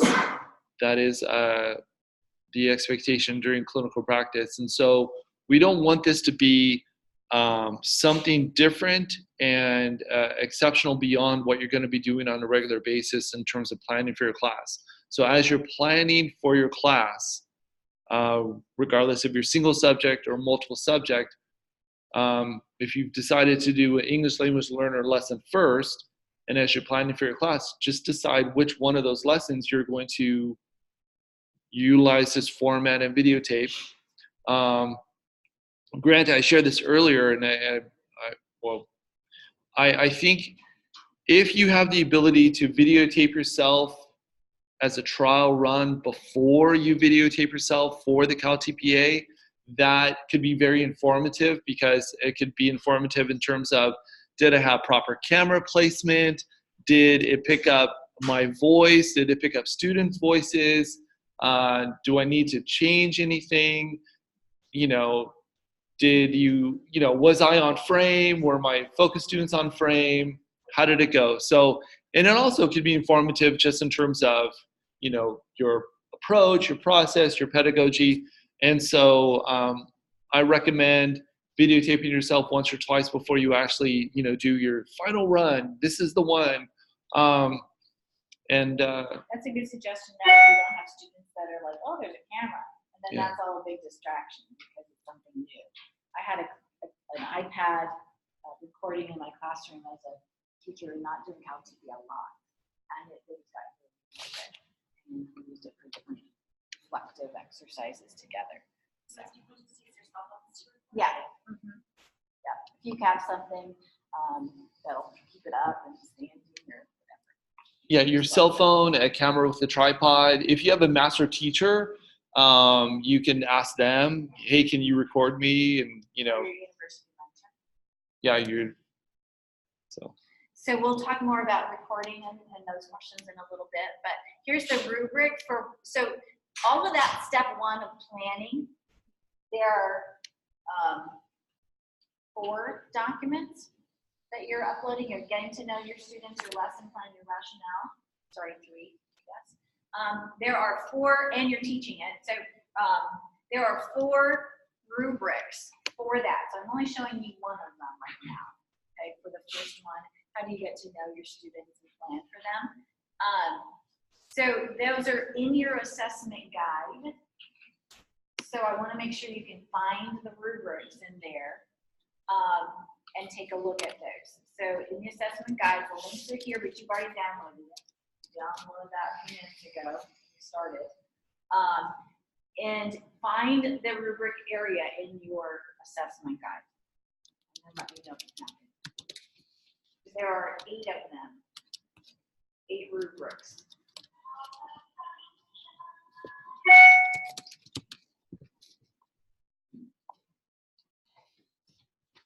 And if I were you, I'd start looking at 3.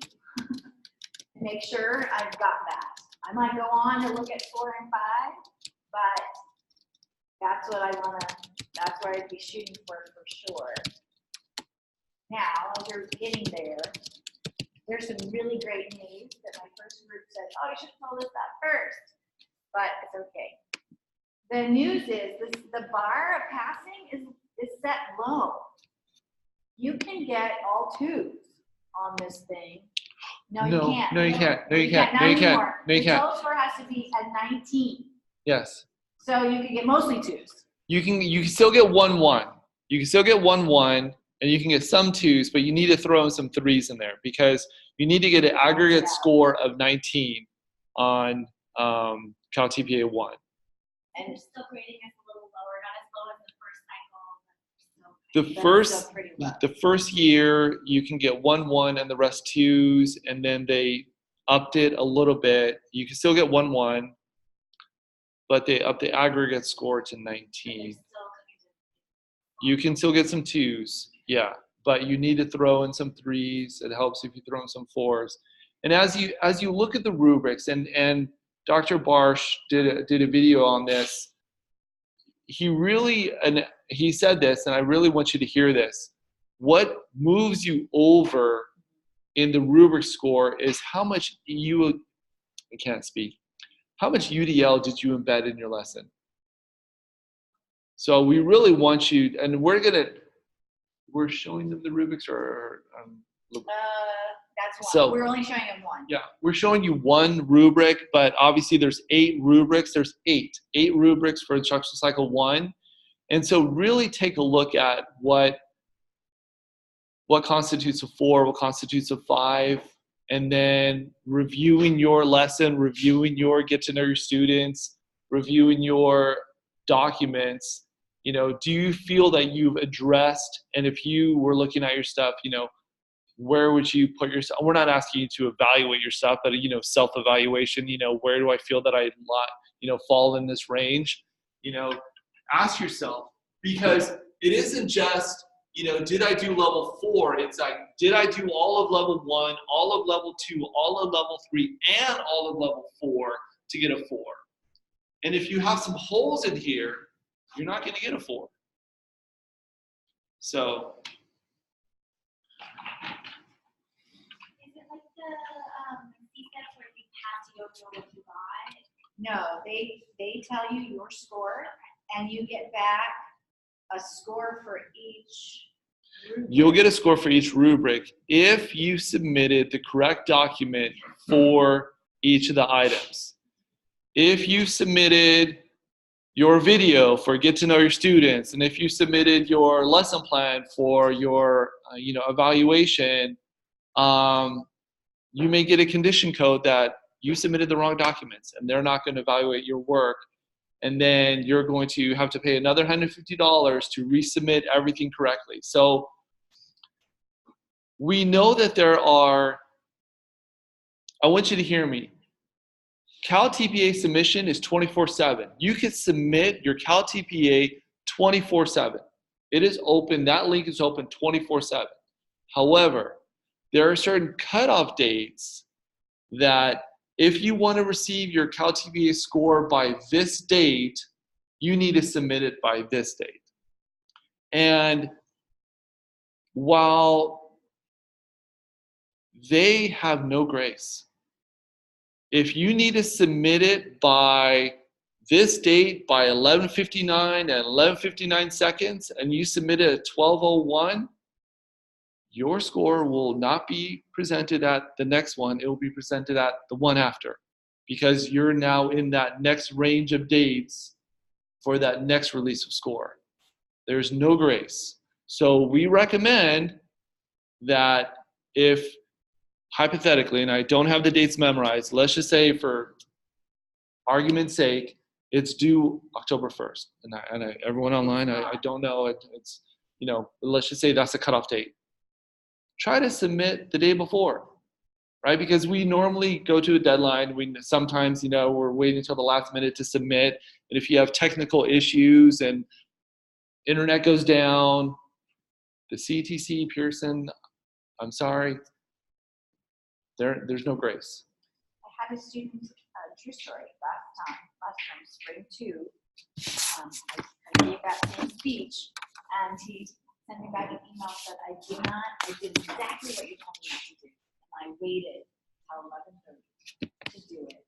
I uploaded things so quickly that I uploaded the wrong pieces of information to the wrong boxes and got back a no score.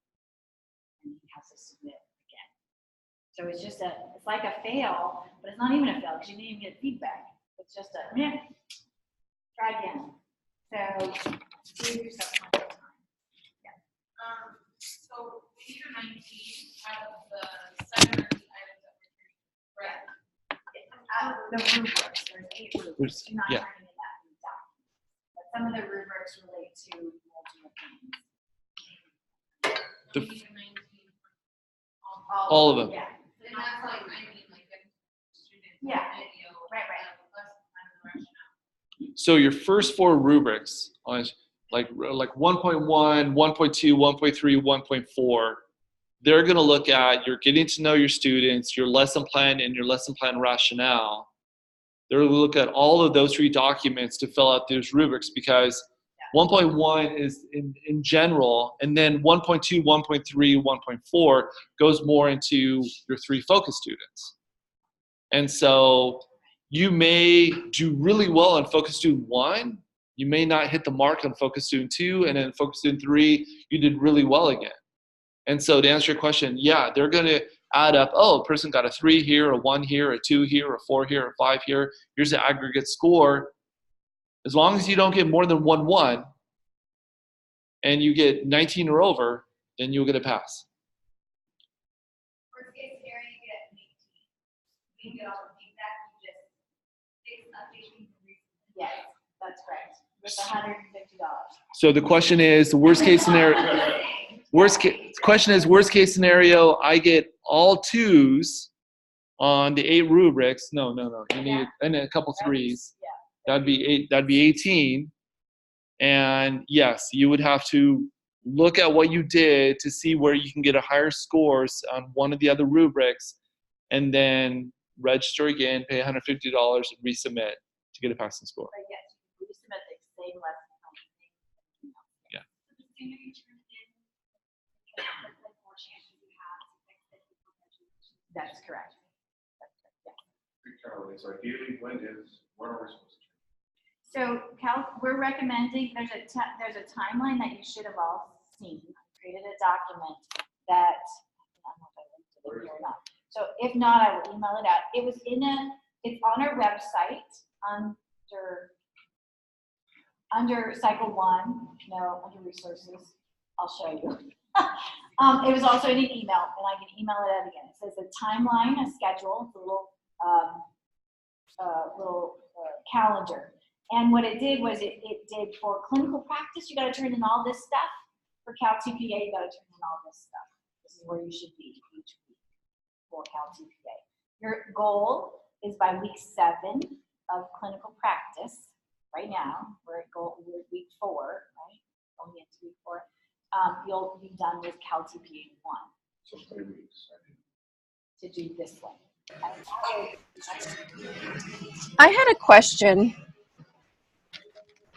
Go ahead.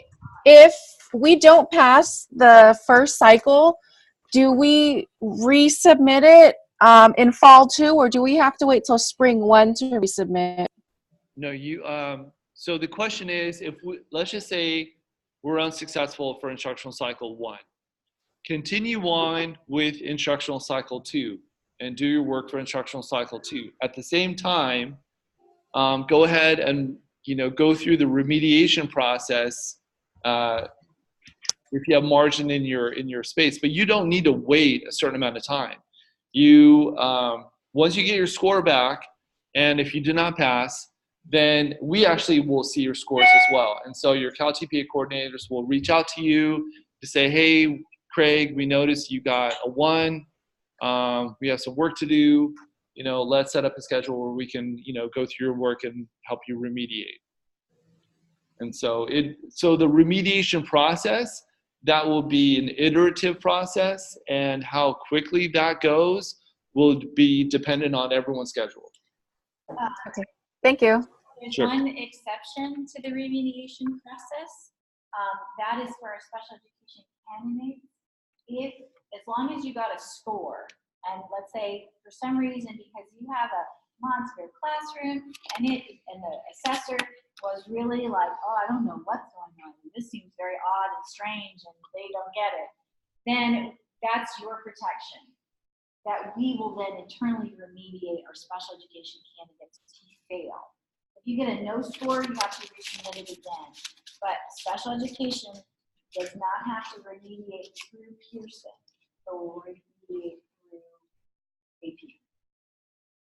And we have a site and all that. But that very rarely happens. Actually, our pass score, our passing rate for this last term, last year was like 98% pass rate. So we anticipate it being fine. I had another question for SPED. Okay, hold on a second. I'll come right back to you. Okay. As long as you do it for them, should pass. Yes, as long as you answer the prompts and be as thorough as you possibly can, you should be fine. And now online question, go ahead. Yeah, so I have in my classroom, I have a student who is very loud. He does a lot of screaming because it's mod to severe. If there is this, these vocalizations and yelling out in the classroom setting, will that affect the grading? No. Okay.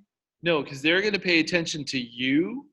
You're on the video, and are we going to show? We're going to do Okay. video stuff. They're going to pay attention to you, your teacher pedagogy, your actions, your words, what you're doing, how you're engaging with your students.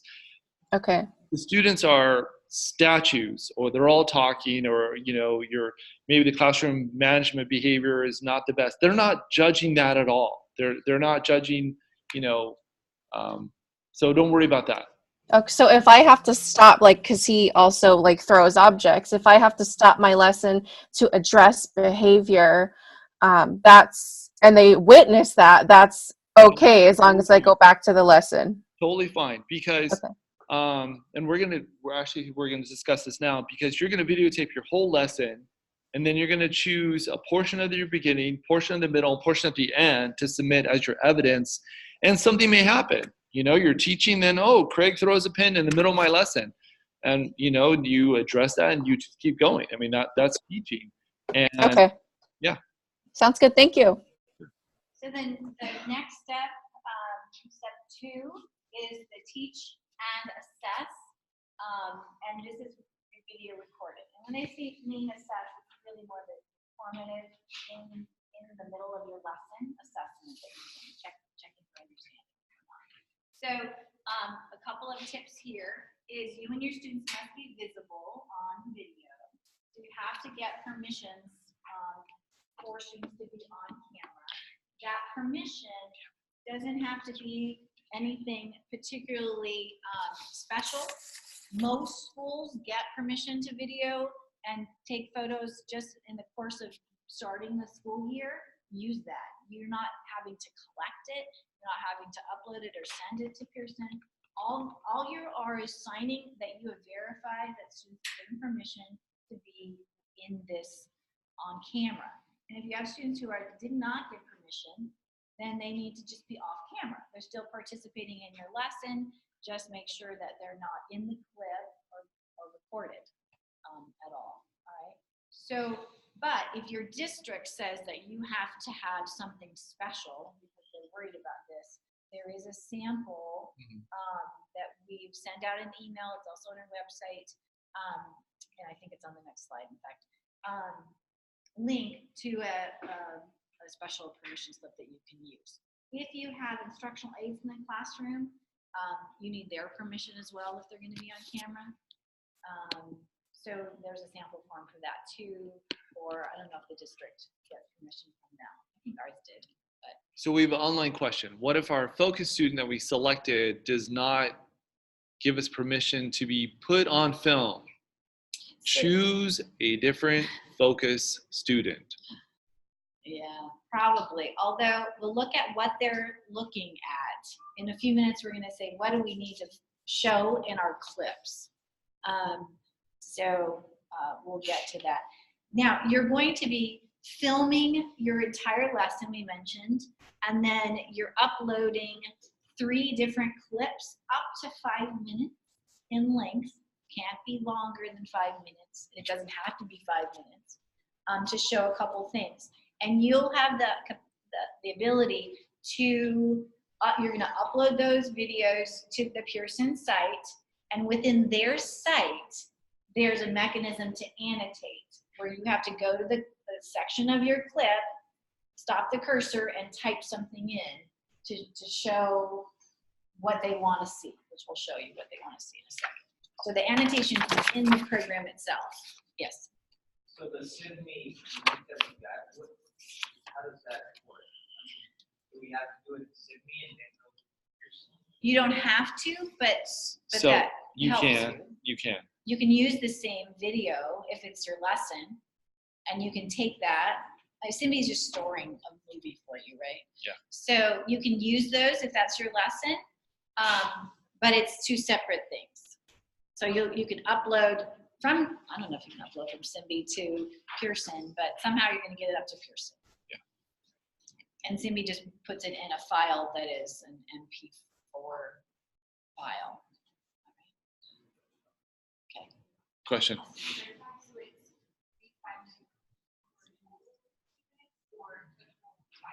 No, the 3 clips can't be more than 5 minutes. So the total you could have would be 15 minutes. If they're really long. Yeah. Yeah. Okay. So your first clip, they tell you exactly what you should be showing. All right. So for this clip, It's creating a positive classroom environment and setting expectations for learning, no more than 5 minutes. So usually this is going to come at the beginning of your lesson, and here's some examples. Class, today we're going to be learning about blah, blah, blah. So it's kind of your hook, your anticipatory set. Could be your first clip, right? And or reminding them about the rules, how you're greeting students, establishing a central question or classroom hook, engaging them. You're having a positive, how's it going? Are you checking in with them? Any of those sort of things. It's not very hard. I would probably do my anticipatory set, setting the objective, because that's a great example there.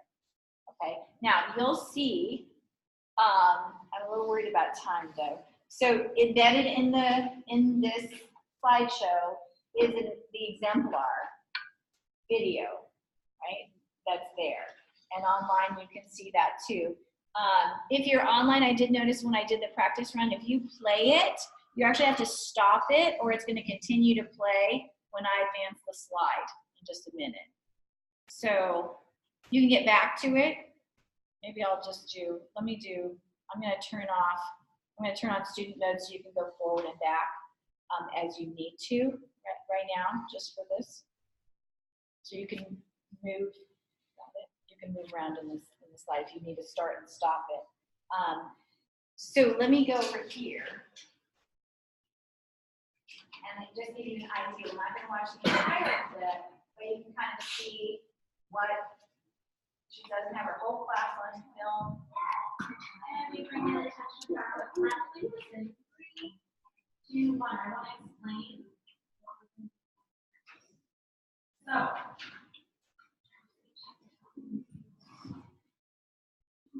okay, so this is a handout I'm going to give each one of you.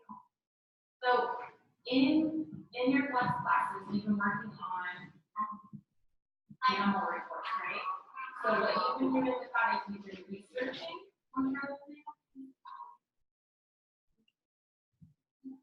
So you've been researching and finding facts, right? So those are true things that you've been finding when you've been writing out. Today I want you to write about your opinion. Give me a thumbs up if you know what an opinion is. James, what's an opinion?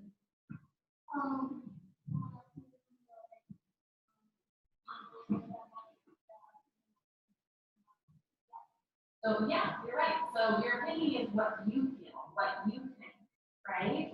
It doesn't have to be what anybody else thinks. It's really your own thoughts. So what you're going to do, we have a sentence starter right here.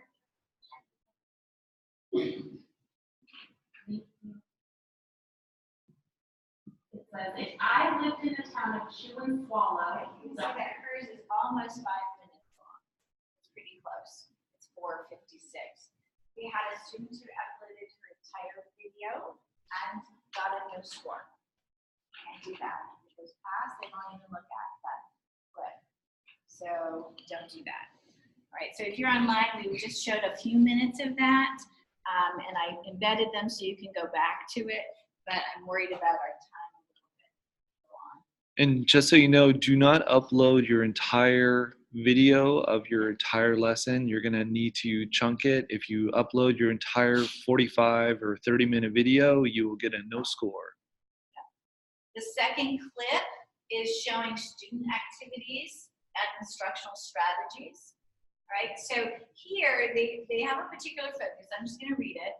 Select a clip from a portion of your lesson that shows you and students actively engaged in activities. So again, you have to have students in the camera. And activities, strategies, and assessments that reflect content-specific high-order thinking. High-order thinking is the focus there. Okay? So it can be activities, strategies, assessment, any of those things, but it's higher order thinking strategies. Now, and it puts in parentheses, analysis, synthesis, evaluation, transfer. What does that sound like? What's that list of? You remember? Higher higher order thinking. What do flowers do? There you go, Bloom's taxonomy, right? Exactly. So go back, reflect on either the DOK strategies, those questioning strategies, those questioning words that will guide you. In fact, I think it's chapter 2 of the Yale book that talks about tiered questioning strategies using Bloom's taxonomy. Great research, right, for this. So if you're asking questions and students are answering, that's an activity. That's also an assessment. It's checking for understanding. And you have tiered questions, and that are moving kids to think more complexly about your topic. Then you got it. That's great. So part of your lesson preparation is looking at the Bloom's taxonomy and coming up with some predetermined questions that you can ask your students at the different levels of higher order thinking. It could also be that you've taught a lesson and now they're doing an activity that applies it. You're doing a science experiment, and you're asking them to analyze or problem solve something. If it's an inquiry-based activity, that's really moving in that direction already, so that's great. Pear Deck returned them to the first slide and they can't move forward. Oh. Pear Deck return them? No, you're on student case. You're on Yeah, student. so the students can move themselves. Yeah, so if you got returned to the first slide, okay, thank you. I turned it off so you could Perfect. go forward with us, but also turn off the video if you started it. Okay. Right. So these are some great examples. Use of educational technology might help them to use some higher level thinking strategies. Do we want to show them a minute? Do you think so? Yeah, let's show. let's do it. We're going to show you about a minute or so.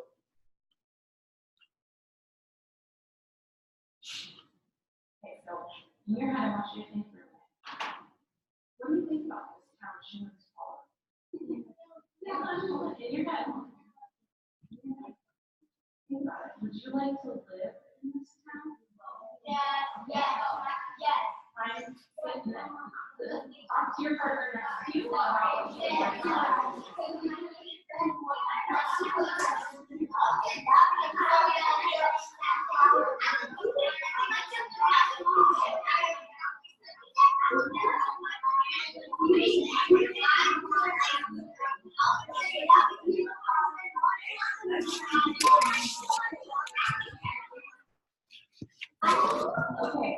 So just so you know, just so you have an idea, talk to your partner. That's a UDL strategy of action and expression. How are they engaging with the material? So they're providing that peer feedback and sharing of ideas. That is a common UDL strategy that you guys probably use on a daily basis that maybe you don't identify it as a UDL strategy, but it is. So collaborative learning activities that encourage student voice, build academic language, all of those are what they would be looking for here. All right, so if you were watching the video, if you can stop online, because we're going to advance this slide to the next one.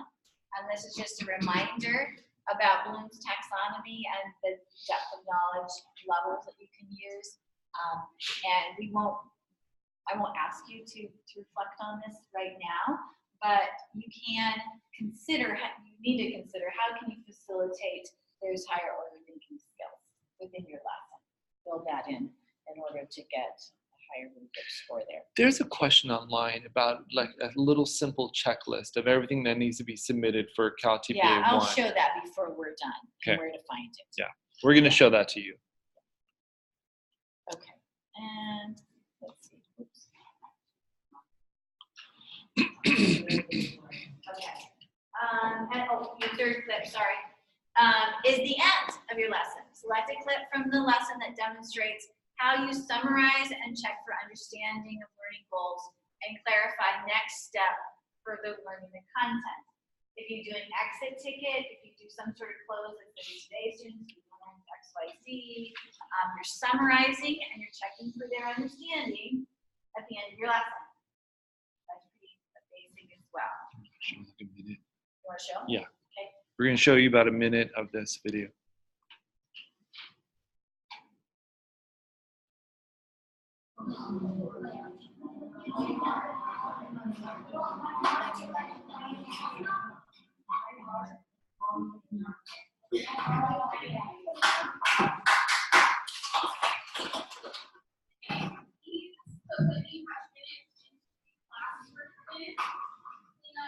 So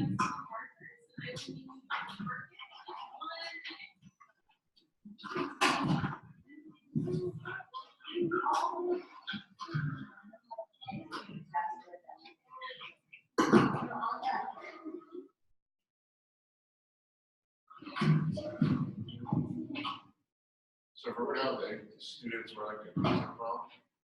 Say You that would film again. that, right? Hmm? So we had the students do like an exit problem, like for an teaching. Yeah. Like all the way down for today.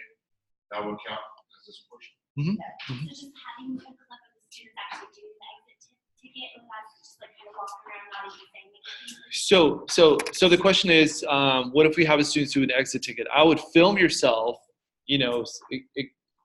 expressing your request. In order to leave the classroom, or today's exit ticket is this. Make sure you write it on a piece of paper, and as you exit the door, put it over there, or I'm going to come around to collect them, so the person sees, and then you're videotaping the students doing their exit ticket.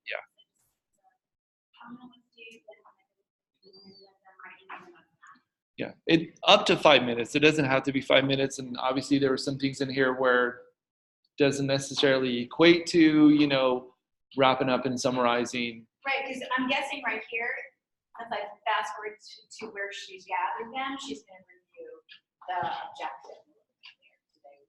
That's what I'm assuming is going to happen here.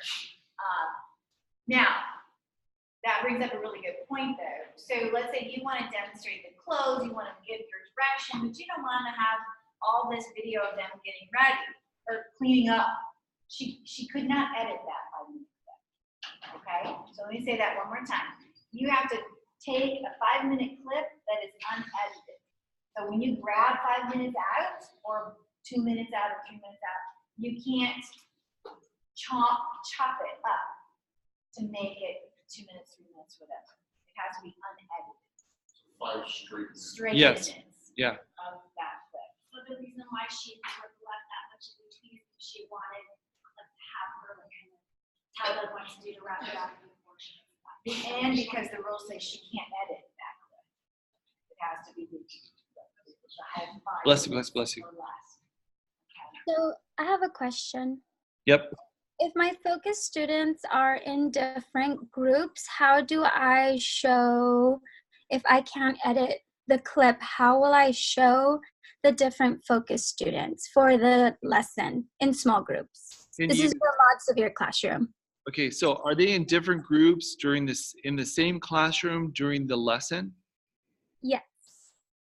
So I would answer that like you would show the close of your small group. Mm-hmm. So each group is probably going to have their own little wrap up close, right? Yes. Yes. So I would just videotape one wrap up and close. And then in your lesson, it's going to show how you closed your lesson. In the written part, it's going to show that. But that's what I would do, even if it's just with 1 or 2 students, not your whole student. Yes. So it's okay to show the lesson. It's like 25 minutes for that one group that's 2 students while the others are in other stations. And I would just do that one lesson for 25 minutes, correct? Right. And then I just annotate what it would be for the other focus students when it's their turn. When you say annotate, you're going to be annotating the 25 minutes of your lesson. No, she's not 25 minutes. No.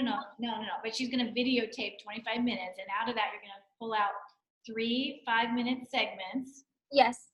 Okay, that's what you're going to annotate. So not everyone's going to be on the camera, right? But on your lesson plan, you plan for your whole class, which includes Correct. the focus students. Which would amount to like an hour and a half if it's 3 stations. Yeah. The lesson broken down to each level. Right. I think I understand. What you mean. I don't know if you need to videotape all 3 You don't have to do sections. all 3 I think you stations, should just just yours. videotape your, Or you're teaching. yes, just you. Because Okay. I don't think they need to see the instructional assistants leading their group. They just want to see you leading your group. And it goes back to the question earlier. You're not identifying, oh, this was my focus student. This is my focus student. It's not actually asking you to show your focus students specifically on the camera. Okay, so even if there's just 2 students in my station, they'll understand given the nature of my classroom. Yeah. And okay, thank you. And if for some odd reason, that's why we have the remediation internally for SPED. If they were like, oh, I can't see nothing, and it was just an assessor that got really confused, then we would remediate with you. But Thank you. it would be fine. We've had lots of people do that, and it's been okay. Okay. I have a question. Yes.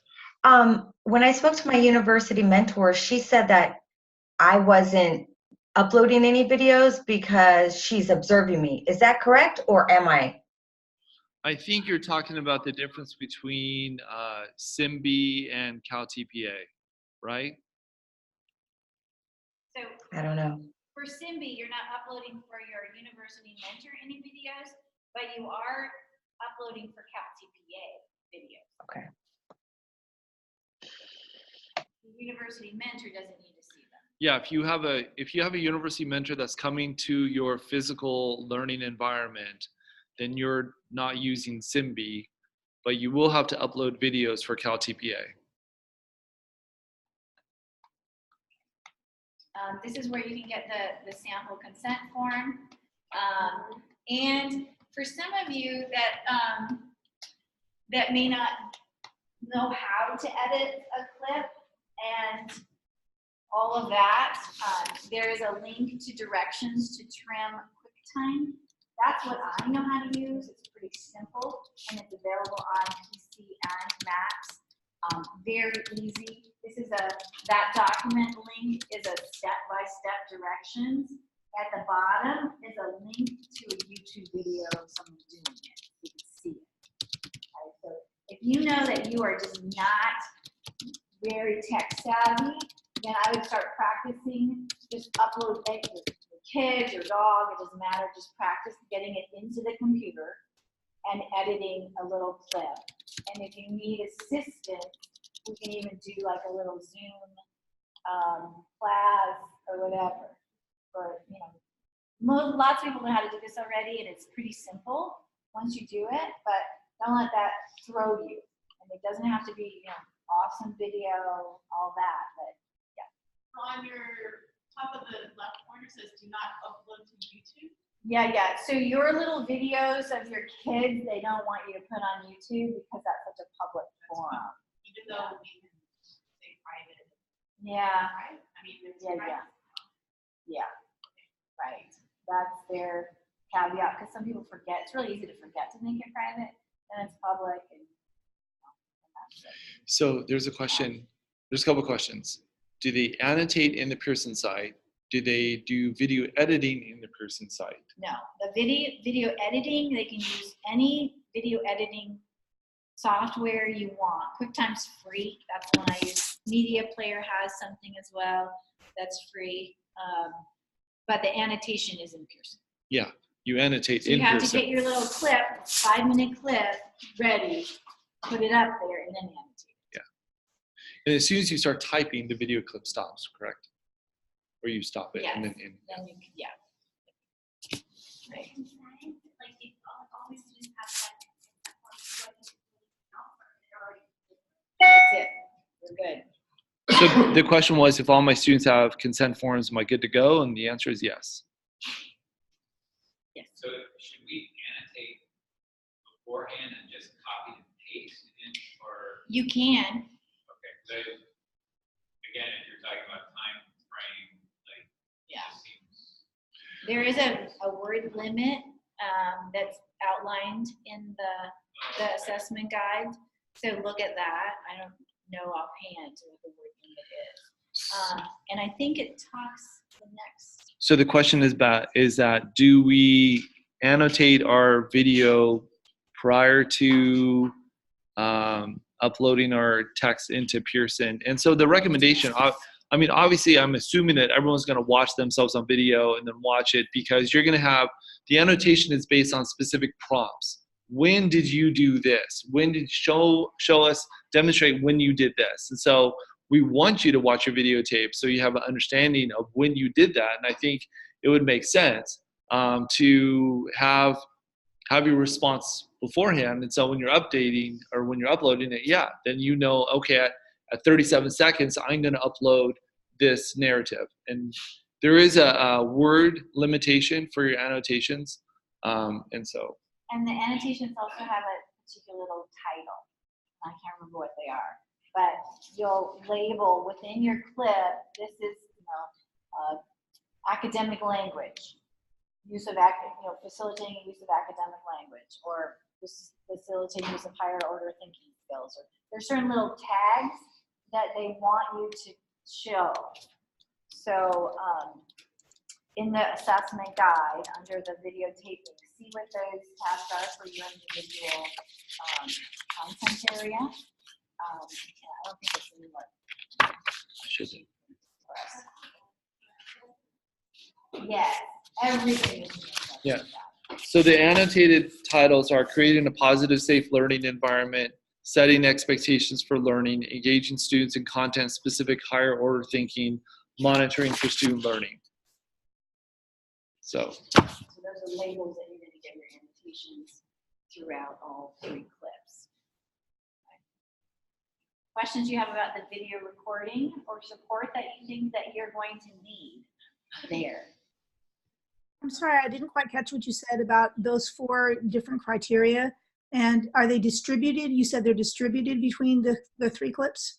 yeah, so and within the 3 clips, you're going to have to annotate when you created a positive, safe learning environment, when you set the expectations for learning, when you engage students in content-specific higher order thinking, and when you monitored for student understanding. It's not expected you do all 4 of those in every single one of your video clips that you're going to share, because you might not monitor for student understanding in your first video clip where you're setting the expectations. And so, but you have to identify all 4 of those within the 3 videos. Some videos may have more than 1, some videos may just have 1.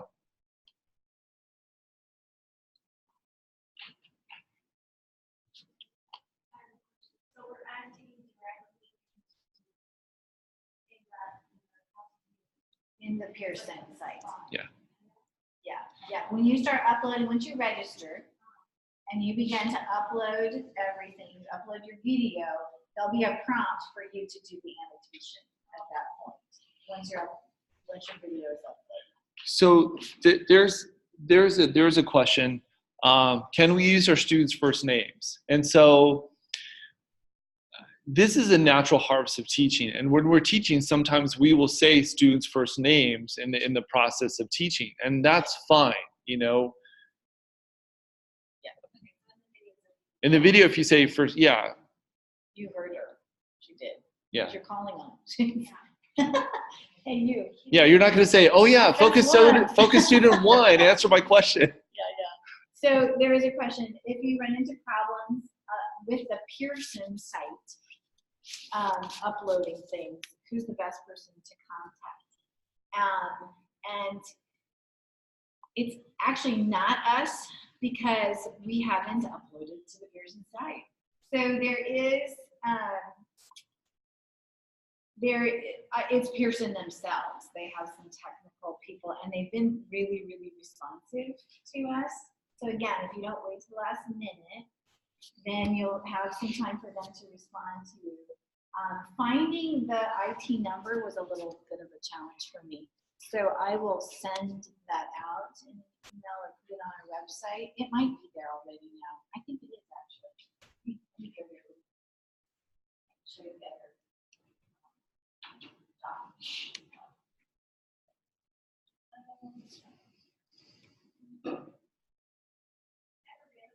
Yeah, so on graduation, you're planning to graduate in December. Do we have to pass the GPA to graduate? You have to submit your CalTPA by the graduation date. So December. So the dates for submitting your assessment, because on the CalTPA website, they're going to have a chart that has, and it's weird. On the right-hand side, it's the submit date, and then on the left-hand side, it's the date that you get your results. whenever I see that, I want to, reverse it. But so October 17th, if you submit your instructional cycle 1 by October 17th, you will get your results by November 7th. If you submit by December 12th, you'll get your results by January 2nd. And so, but I believe the graduation date, the last day of class, might be December 14th. So if you want your results by January 2nd, you have to submit by December 12th. But if you submit after December 12th, but before graduation date, you're going to get your results later, but you have to submit by graduation date because they know, the university knows it's not something that you submit and you receive immediate feedback regarding.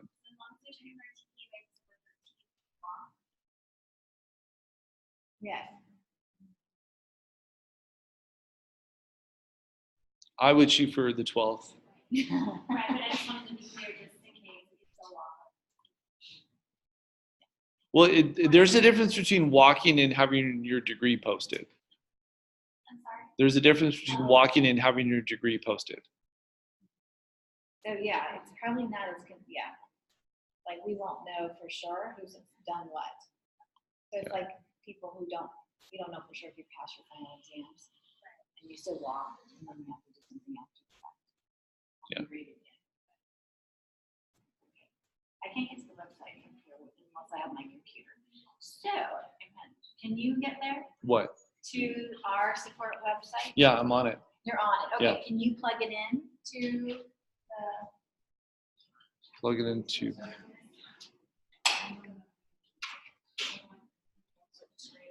They won't be able to see online. What do you want? They wanted, what did we want to show? What? Shoot, I forgot now. Why I was going there. The technical phone number? Oh, yeah. Go to cycle, resources. Resources. I think so, yeah. Okay. Under resources on the APU CalTPA support site, there is he's gonna stick it up there. While he's going, we'll go on to the next slide until he gets it up there. All right, so there's 2 more final steps and they're really short. You'll see the templates are really quick. One is reflecting after the fact, after you have done your lesson, you're going to be answering these exact questions. How did you learn deeply about your students' assets and learning needs? How did that inform or shape your lesson as a whole? So you're sort of talking about how did it go? Did it work? And if it didn't work, this is fine. It doesn't mean that, oh, I'm going to fail because my lesson, they didn't all achieve what I thought they were going to achieve.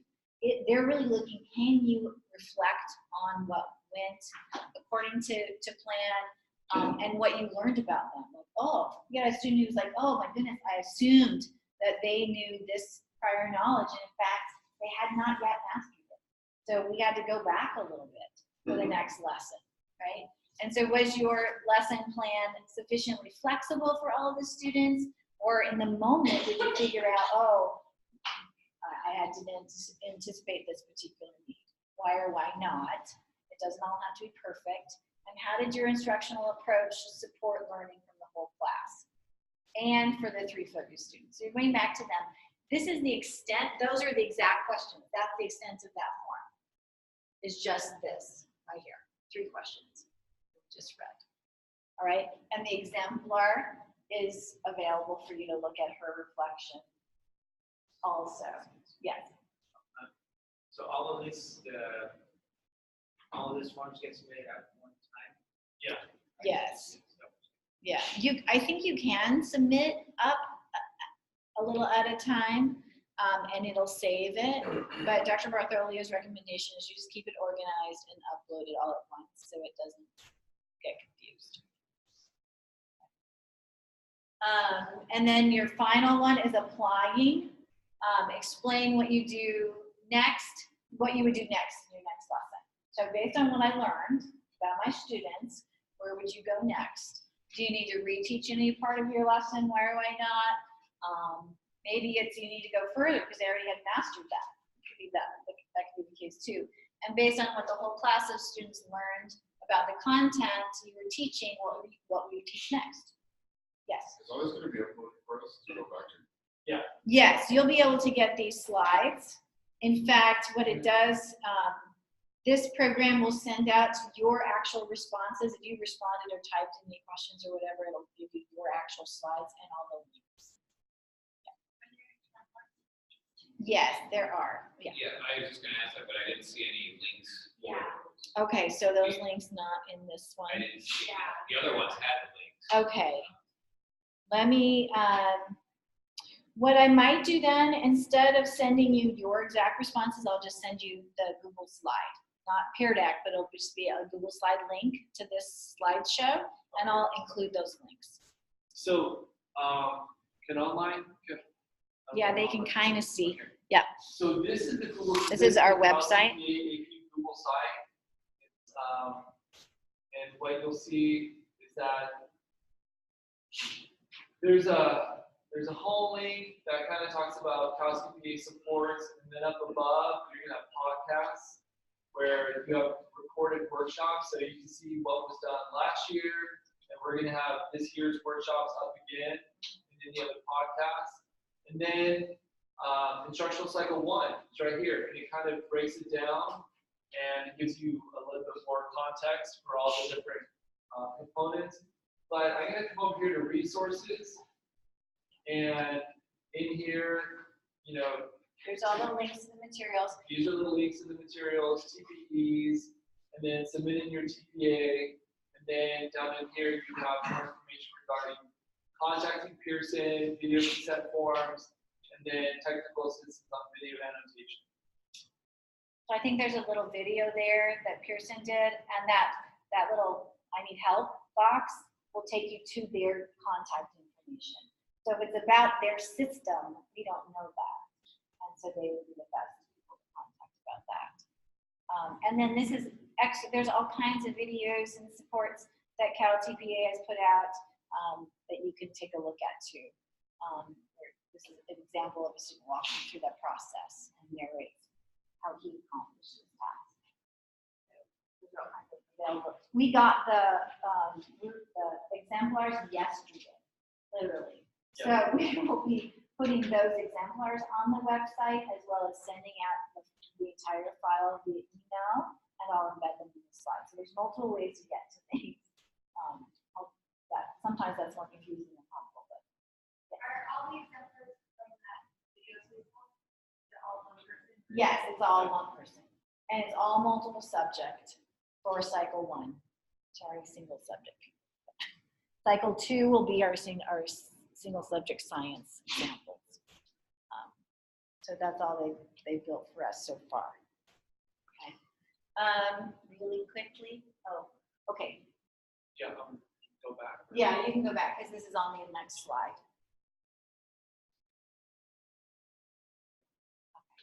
All right, and here's the timeline for you to complete. So this is from Pearson, and they sort of do it a little backwards. In my brain, this is not the way I would have done it, but if you submit by this date, you'll get the results back here.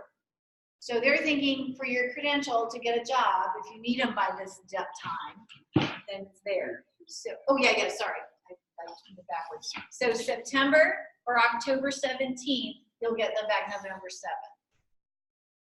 Okay. So depending on when you need them back, but for our program, any of those dates would work if you submit later in the term, and this is for either cycle, doesn't matter. You'll get it back in January. Yes. So we can literally submit one and two together. Yes, you can. You could. We don't want you to do that because what happens is the end, and you got your master's class, you got everything else, and then you won't submit. That's been our experience. So You wait and try to do it. technically you can, we don't recommend it. We recommend you do instructional cycle 1, submit it, get that off your plate, work on instructional cycle 2, receive information how you did on instructional cycle 1, celebrate because you got to pass, or work on a couple of things because you have to remediate. So if, let's say we read like a roadblock like you from the report, some kind of hit already, and doesn't allow me to finish by the date that is recommended, cycle out and go off the cycle. That's fine. Yeah, but keep us posted, you know, so we can help and problem solve with you. Yeah, because the second cycle is a little more time consuming, I think. It's different, it's a different focus. So, yeah, if you get behind, you'll be in trouble. This link right here is a link to that document timeline that I was talking about. So let's go there. Okay, so this just shows for each week what you should be, your overall takeover responsibilities, so like what you should be doing in the classroom, what you should be turning into your mentor, university mentor, and what you should be doing for CalTPA, right? So for every week of the term. After the workshop, for the second one, is that going to be within the third week of the second? Yeah, it should be pretty soon at the beginning of the fall. Yes, exactly. If you're in the same placement for the entire 16 weeks, then the getting to know you part of the whole class, you can just reuse that whole stuff in your second CalTPA, right? Because you've already got to know your whole class and their assets and their funded knowledge. Yes, and they're really the teacher on record. So we'll use the same thing. So if we know that we got like a 3 on that, and we back in on the idea that we're going to get a 3 again. It's probably a different assessor, but I would guess so. We hope that, and people are pretty good at calibration, so yes. Do you have to make note of that on the second one?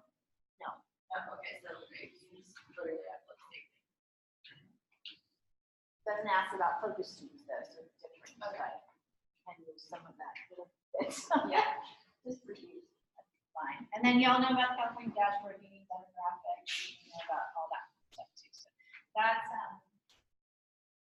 there. And so you can make a copy of that, you can just edit, just download it. Yeah. This is separate, but if we're doing Sydney, is it up to a professor or university mentor working on their terminal? No. I think from what I was told, if you're It's the one teacher or the outside, if you're the teacher on record, if you need to insert as well on that. So That's what I was told. Yes. So just to clarify, if you're using SibMe, you already know it. If you're not, then you're not. If you haven't heard it, if it's what is that word that I just heard? Don't worry about it. You're not using it. We're field testing a video capture platform that allows candidates to videotape themselves while they're teaching and being provided feedback online. And so if you are using it, then you know about it. If you're not, don't worry about it. This slide just talks about the scoring criteria we already talked about. So we're kind of at the end. We'll take any final questions or answers if you have any, that's great. Any questions that you have? And so we will come out with a date for the workshop for Instructional Cycle 2. We'll send that out in a little while, so you guys can prepare for that, or just plan, life plan for that date. And we're sending out weekly emails, so if you don't get it, haven't got it, please let us know, because in there will be links to, here's some UDL stuff, here's some EL stuff, here's some knowledge stuff, that kind of thing, as well as podcasts from Dr. Barsh or I. We may have question and answer sessions or workshops on the editing, that sort of thing. So be looking at that. So for pieces, like what are the questions on the prompt and you'll really understand what's asking, you can just email you guys and get clarify. Yeah. Okay, so I've been asking my master teacher and she's like, I don't know what that means. I'm like, you need her. Yeah, you can always email the SOE TPA, and we all get to see that. So whoever's first available to answer will be able to answer. sorry, just a heads up, I would go to the CalTPA website, because they have a link regarding educational technology. And I would get used to what they give as examples, because they want you to use educational technology, and then also I believe in instructional cycle 2 they're going to want the students to use educational technology. And so I want you to become familiar with what those are and start practicing those and using those in your current teaching, so it becomes, you know, part of your pedagogy. So like for my situation, what I want to do is I want to do a presentation on that, all the students have books. So can I, and I don't want to make a scene where all the kids all they do is stare at that laptop. That's pretty much kind of. So like if I'm gonna say, oh, for an exit ticket, open this file, or add to the prompt, and then go around having the person record the students and not interact with students. Yeah, that's fine. Yeah, that's fine. So the question was, I'm using Google Classroom in my current teaching environment, and so as an exit ticket, if I ask them to click on a specific link or go to this file and answer these questions and submit it, and I go around, and that's part of my videotaping of my last closing, then that would work. There's a couple of online questions that one we answered was, how does the passing of the TPA by a certain date affect our eligibility for graduation? So you have to turn it in as part of your clinical practice. You have to pass for your credential to post. And your master's to post. But you can walk as long as that CalTPA is turned in by the end of the term. Kahoot for educational technology, I believe that is an example. Kahoot quizzes, Socratic, you know, yeah. Socratic seminars. So, Yeah. Yeah. All right, thank you. I know it's a lot to spend your Saturday morning here, but do people feel better or worse? better? So much better? Okay. Okay. Good. Yeah, Okay. thanks for answering all my questions. So much. You are absolutely fine. That's Okay. what we're here for. And everyone online is saying they feel better? Okay, good. Yeah, much better. Yay. That's what we wanted to hear. That's good. It's not as hard, as scary as it seems. All right. Thank you, everyone. Thank you very much. Bye. Thank you. Bye. So do we need to have it recording. cleared by graduation? You need to have your instructional cycle 2 submitted by a specific date, by the end of the term, in order for you to be eligible to have your degree posted. All right. See you later. I'm going to stop the recording.